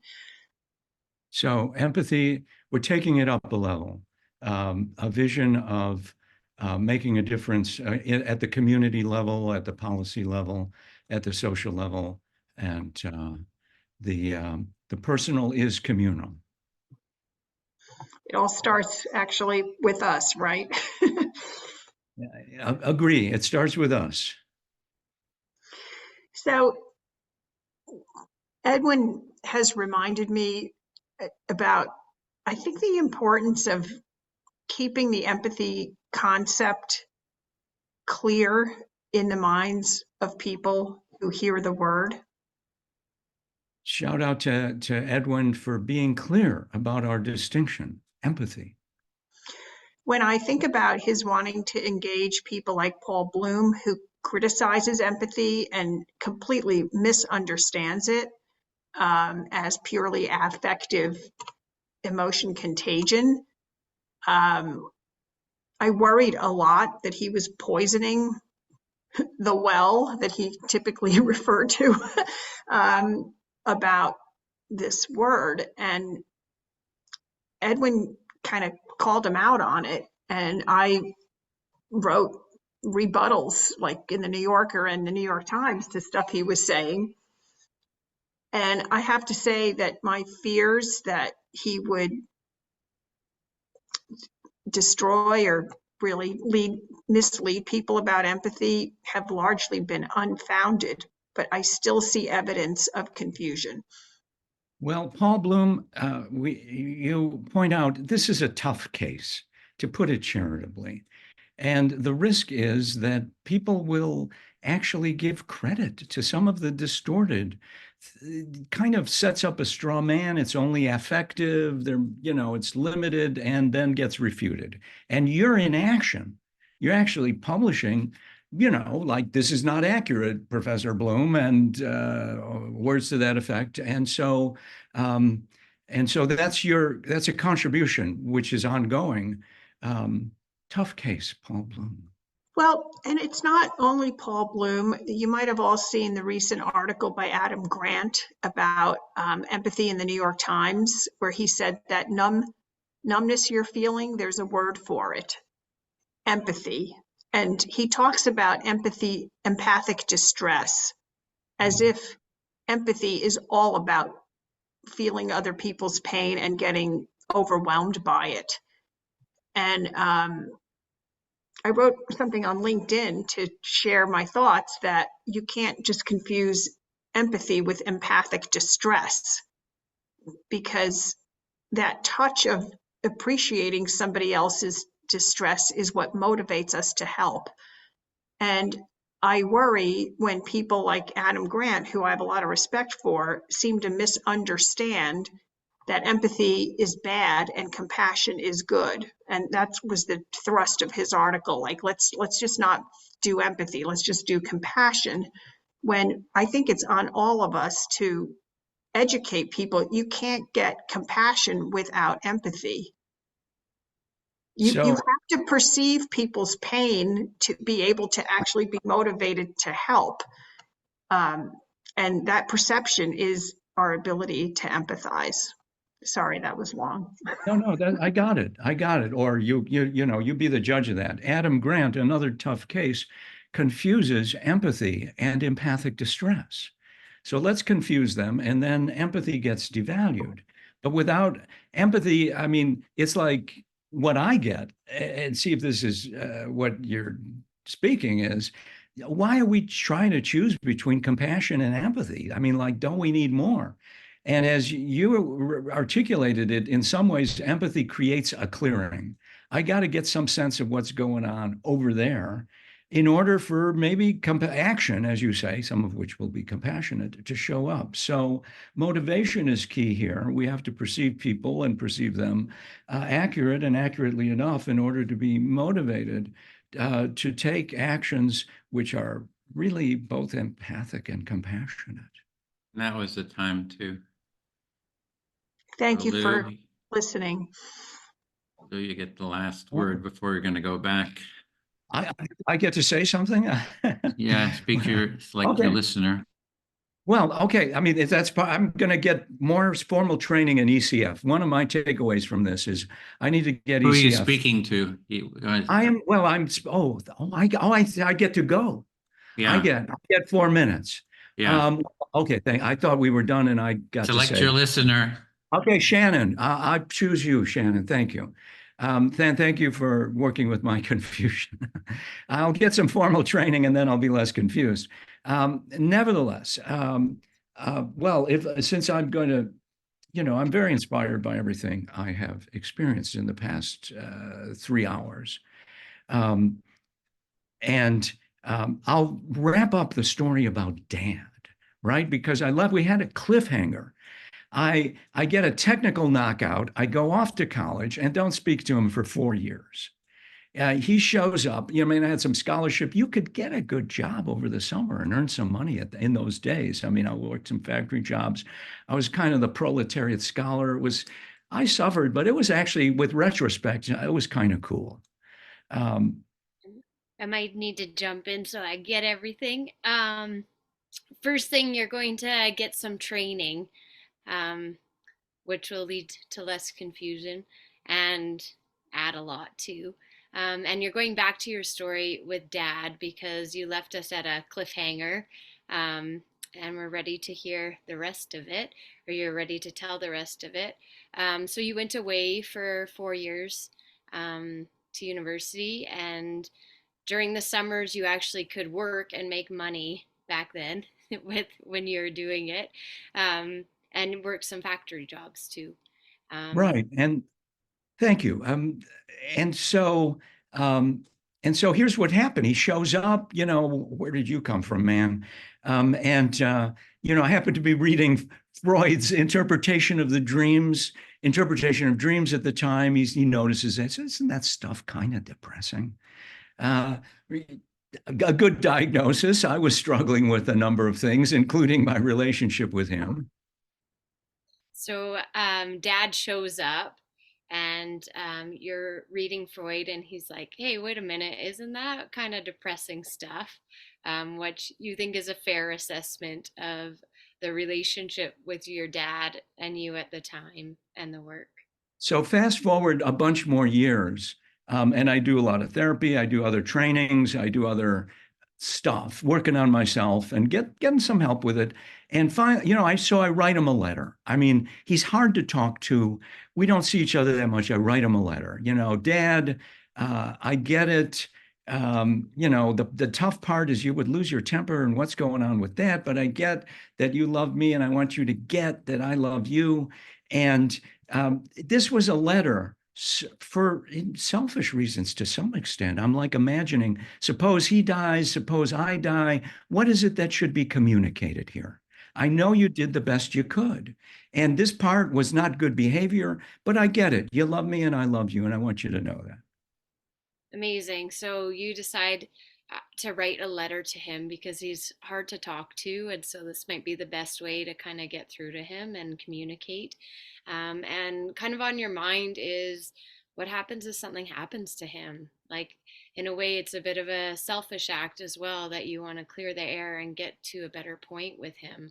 in case something happens. And you say to him, I know, the things that happened weren't always the best, but you bring some understanding and compassion to the situation. And he bottom line, I love you and you love me. And that was the key thing. And he writes back, dear Lou, I've loved you since I ever met you, and at that point he recreates my being an infant who had, you don't need to know this, but I wouldn't come out, and the medical professionals by report had to go in after me, and my mother had a cesarean. And the doctors had to work on me for a while, although I was rather large, apparently. And he said, I loved you since I first met you. And, and so that restored a certain integrity and completeness to the relationship. You're wondering, it's not really like a Hollywood ending, but it was good enough. And really, when he died, I was sad and yet not, it was okay. It was like there was nothing incomplete. I didn't have to hold on to a grievance. Now, I may have had other grievances, but that was not one of them. Amazing. So he responds to your letter and goes back to when you were born and goes into details about kind of what happened, but also says, like, I loved you from the first moments. And that letter, even though it wasn't a Hollywood ending with all the music and the perfect scenes, it did allow you, for when he passed away, to be okay, that wasn't a grievance that you were carrying anymore. And that was the time, Lou. Thank you. I feel fully heard. Thank you very much. Okay. Great. Well, thanks for facilitating. We're going to bring everybody back to the main room. So thanks a lot for very enjoyable being in this circle with you all. So here we go. I'm going to close the room, and we got 30 seconds it will be brought back, or you can hit the little button, leave room. So thank you. Thanks, everyone. Thank you.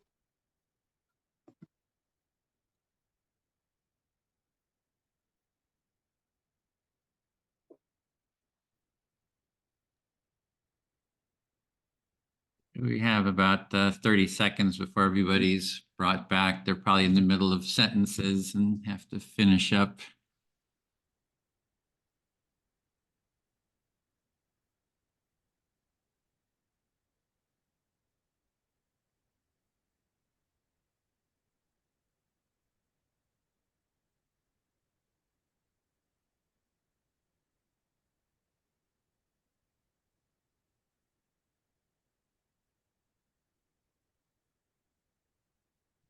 Everyone's coming back. It's going to take a few seconds where everyone is there.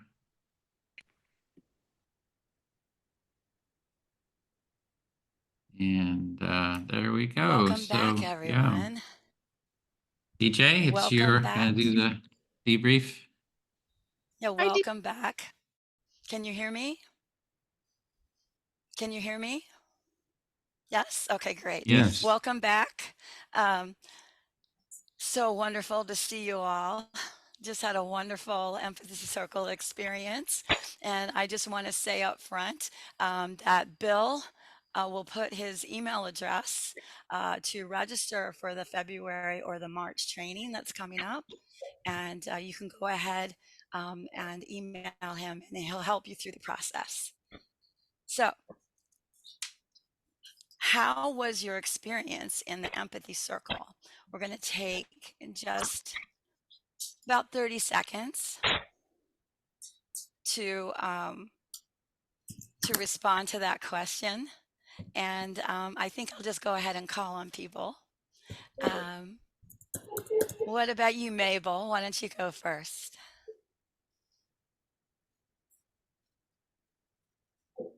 Right. Well, thank you, DJ. I was in the group with DJ and Roger and Stephen and somebody else who's not here anymore, Minette. And it was my second Empathy Circle. And it was, I felt very, very moved. I felt very touched by people's really open sharing and connecting very, very simply, authentically, and that I really understood why people talk about the power of these empathy circles and how they really do help us bridge differences, because we really touch one another's common humanity with our hearts. So it was a real privilege. Thank you. Thank you, Mabel. Francesca? Hi, this was my second empathy circle too. I did it last Saturday and it was lovely, and I loved my group and I loved our facilitator. And it was great. I just, I'm just thrilled to be here and grateful to be with so many like-minded people, and so impressed and amazed at the quality of speakers and the work that has been put into this topic. And it's all good. Thank you. Thank you. Nicole?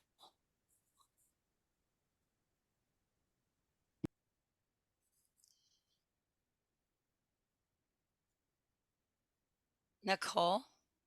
You have to unmute.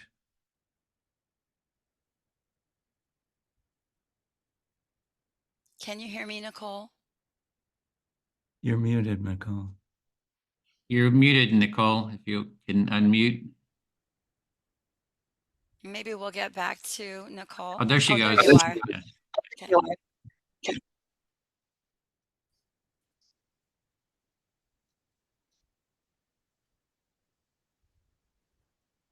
Yeah, we can't hear you. There's a problem with your mic.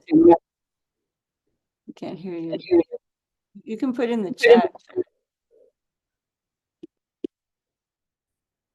Yeah, we'll come back to you, Nicole, or you can put it in the chat. I'm sorry.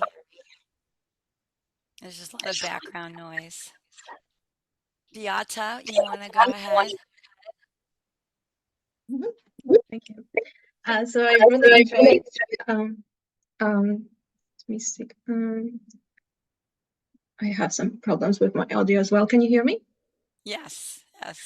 I really enjoyed today's empathy circle. It was a little bit different than the empathy circles that I participate in the past, because it was much more diverse. We had a very diverse group of people of different backgrounds and different viewpoints, and it was a very deep conversation.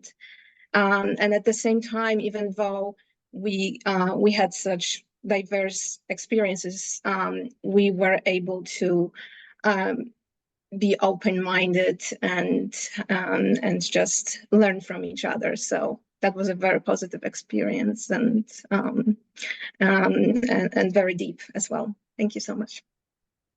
Thank you. Ina? Yeah, just grateful to be here. It was a lovely, lovely group. Everyone in our group was so we just had a very nice connection. We did have someone leave our group. The experience for them was I'm not sure if it was too emotionally charging, or if it was, I don't know, but we all went through that experience together and got to express that to each other, and we found that empathy together of having gone through that experience, and just a really beautiful group of people. And yeah, I'm grateful for all of the work that that Edwin has put in to create this summit. It's very enjoyable to hear the great minds come together and discuss empathy. Thank you so much. Thank you, Ina. Is it Ritu? Yes. Hi. This is my second circle and I truly enjoyed it. I had a beautiful group, and we got to actually fully apply empathy with whatever we shared, but also what might have happened. And very open shares, a lot of feelings and emotions, and a lot of learning. And I'm just grateful to be here. Well, thank you, Ritu.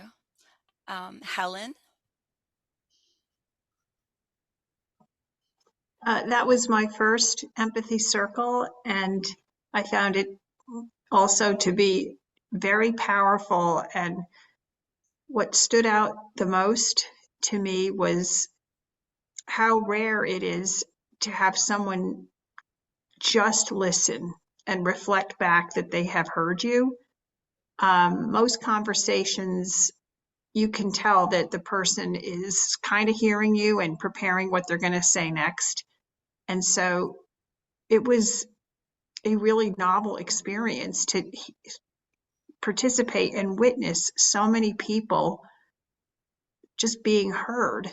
And you could see on just about every person's face a relaxation happening, that they weren't being challenged or, misquoted or misunderstood. They were just being heard. And I think this is a power that is really untapped. And I'm grateful for Edwin developing this enormous skill and skill building to increase this capacity. Thank you, Helen. Lou? Yeah, thank you. This is a powerful group, and I have a lot of opinions, and I am humbled. The good news is I get to see that I need to listen more. I may usefully spend more time and recommit on a moment-by-moment basis to listening. I mean, I consider that on a good day, I'm good at it, but on most other days, I struggle like everyone else. So I'm inspired by the quality of the work, the contributions of the speakers, both authors of books and those who are contributing in so many other ways. So yes, this makes me think this group is unstoppable. I mean, really, there is nothing that is not possible. So on that thought, I'm going to go back to being unstoppable. Thanks. Thank you, Lou. Bob? Every time I come to an empathy circle, I feel valued and dignified and honored, and I felt the same thing today, and I am so grateful. So I'll be coming back. Thanks. Thank you, Bob. Roger? My biggest takeaway from this meeting is I listened to William Miller's talk about listening well book, and truly want to become a better listener. And there are books, movies or films or YouTube. You can watch all that, but if you don't practice, it's not going to happen. So I really, really believe the empathy circle is a way to practice that, which is invaluable. You have to practice to really get it to become a skill. So this is a great way, a safe way, and powerful way, very grateful way for me to learn and learn with everyone too. So I hope to enjoy the training, facilitator training, and hopefully have my own empathy circle in the future. Thank you, Roger. Stephen? I'd like to thank all of you. Edwin and DJ was our facilitator in our group. The group we had was with Mabel, DJ facilitating, and then we had Minette, Roger, and myself. And the takeaway is the words that we're hearing, the power, the connection, the authenticity, the vulnerability. And I think that the biggest thing that came for me is the ability to hear the people that have researched this, that have access to, in-depth information, the knowledge that we can take away from that. And then also there's another part of me that says, okay, we've got the cognitive learning. There's also this intuitive side, that right brain connection experience. And it's been quite wonderful. So I've really enjoyed it. Thank you so much. This is my first, and I will be back for my second, and I've already signed up for the training. So Thank you, Stephen. Rob? Thanks. Three things. One, and Nicole had to drop off. But just to build on what she had said, we really had a deep, deep conversation. A lot of different things came up, but then went into a decompression. Jonathan nicely facilitated us after listening for an hour to doing some listening to each other, but really deep stuff was coming out. That was number one. Number two, I realized as I was doing the initial practice reflection that I brought up the weather as a topic, and that is no longer a safe topic. A lot of existential fear and concern, and how in the world are the KC Chiefs going to play at negative 14 degrees, and how do the fans even get to go? A lot of stuff coming up there. And three, the other thing I noticed too, as you're being heard and they're reflecting back, I do find it interesting what people are hearing of what you are saying. And there's something also to realize of the message that you're communicating and how you're communicating it. So not only do the empathy circles make me a better listener, but it also gives me skills in delivering information in a way that people might be hearing more accurately. Thank you, Rob. Jonathan? Oh, well, thank you. So I had a very enjoyable time as a facilitator, and I believe our group, it's just amazing how a group can feel, we all felt good about what we were doing, and it's just amazing how we can all communicate so simply. And I'm just going to leave it at that. Thank you. Thank you, Jonathan. Mary?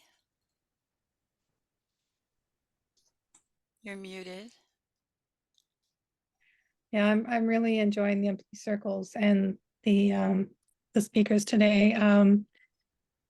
The empathy circles provide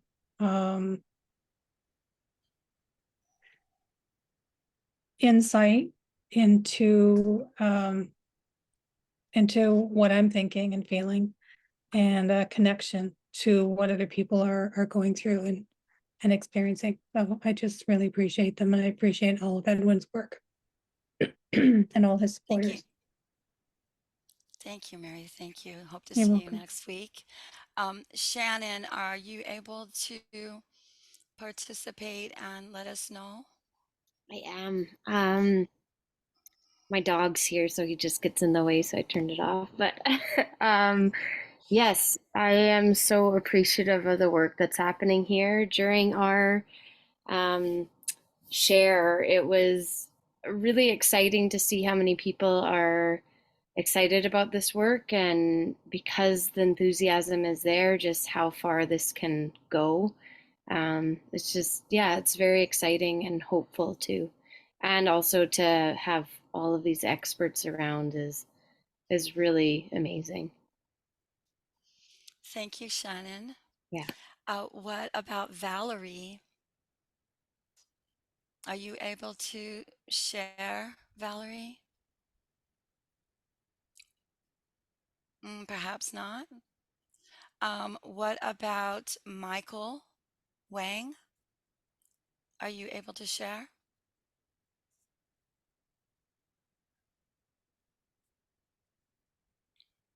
Perhaps not. Should we take a few minutes and let's see, Kara? Or maybe it's not a good time, Kara. Nope, we're good. We're good. My top takeaway, I actually is pretty straightforward. We all love empathy circles. It works so flipping fast. It's undeniable. And what came up in our call is we have an ability right now today through Edwin and the empathy circle to create pop-up empathy yesterday, the same way that we see Starbucks on every corner. He has these pop-up empathy tents, and we can do that now. This is something that can happen right now. We don't have to wait. And I got really excited. So that's my top takeaway. Thank you so much, Kara. Ruth? Yes, hello. Yeah, I'm very grateful to Edwin and everybody and concerned, the participants, the authors. how amazing it is to listen to all of you. And my empathy circle, yeah, the emotions ran really deep, and it's very special. It can be surprising to some people that these emotions and feelings do arise. But yeah, I love the pop-up tent thing. That would be awesome to have a pop-up tent over here. Oh, I'll have to think about that one. Yay! Thank you, thank you. Janna?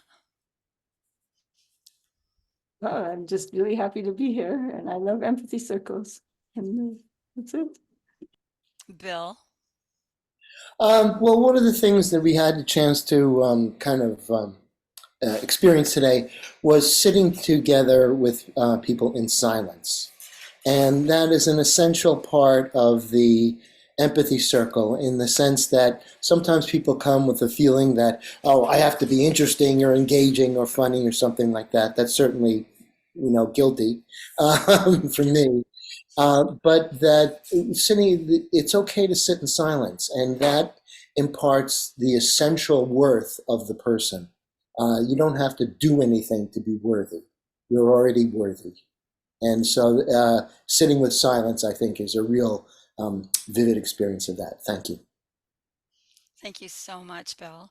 And before I turn it back to Edwin, I'd like to say that empathy circles have changed my life, and I'm more at peace now, and I'm able to let go of my past and be fully present, as Mabel shared with us, how important being fully present. It's a gift you give to yourself and a gift you give to others. So I love you all. This is the most incredible experience I've ever had in my life. And I hope you see it as something that you can create and modify and adapt to your own lives. This is totally open source and free and open to the public. Nobody's getting rich off of this. So please come back next week, and please come to the training. It will mean so much to you. So thank you, Edwin. Thank you, everyone. And it's all yours, Edwin. Okay, thank you, DJ. Really appreciate that. So we're coming to the close. I just want to give you some next steps. So before we do that, I just want to thank our Anita, my co-host, the speakers, the volunteers, the participants. Let's give us a round of jazz hands just to celebrate. Thank you, everyone, for that. That's one of our little things, these jazz hands, one of our little signs. And so I wanted to give you sort of the next steps. I'm going to put the whole list. It's a whole lot of different next steps. I'm just going to read through it, and it's all listed on the feedback form. So you have a link to all this. The first is the recording of this video in several days will be posted to our this summit website. And also, our next summit is the 20th. So next week, we have our next Empathy Summit, and then we'll have one on the 14th. And again, you can check the website for the list of speakers. We have other empathy events, and there's a link there to the Empathy Center, which is behind me. We have various events in person and online, and there's a schedule of events there. We also have the Empathy Circle Facilitation Training. We have one in person that's going to be here in Santa Barbara in the 28th and 29th, I believe it is, of this month. And then Bill and the team will hold one in February online. So we hope that, I heard Lou say, oh, he wants to take part in the training. Well, this is your chance to do it online, accessible from anywhere in the world. We have another visioning circle. We have a weekly visioning circle for this center. You can share your ideas. This is a 35-acre piece of land, 55,000 square feet. It used to be a Catholic seminary that my brother bought and asked me to manage. And I'm actually here right now in this room right here at the end, speaking to you from the center. It backs up against the forest, or the chaparral, And we're building the center here. We hope that you'll get involved, and you can also join this visioning circle to share your ideas for what we can do at the center. And there's a link to it's the same Zoom room as you're in right now, so you can get there. There's a feedback form, so I'm going to put that feedback form in again. And there was just 2 images posted. The first one is Anita is going to be starting a monthly book club, and there's a slide there for it. And then she's also, then there's another one with the schedule for next week that you can see. You can also see that at the on the website. So I'm going to put that feedback form into the chat. And I'm going to ask everyone to click on that right now. If you click on it, it's going to open a form. And if you just go in, I'm going to leave that with you to fill that out. And now if you fill that out, we've got a bunch of books. I mean, we're going to have a lot of books. I mean, we have a bunch of authors. We're giving an ebook away, some audio books, some signed copies. So you're going to end up with a bunch of empathy books if you fill out that form, add your address and so forth. So I'm going to go back to gallery view. And so that brings us to the close of our session for today. I'm going to open up my screen here so I can get more people on the screen. And we're going to do our final jazz hands goodbye, and good luck and lots of empathy in your life. And we will see you next week, if not in an hour. So goodbye for now.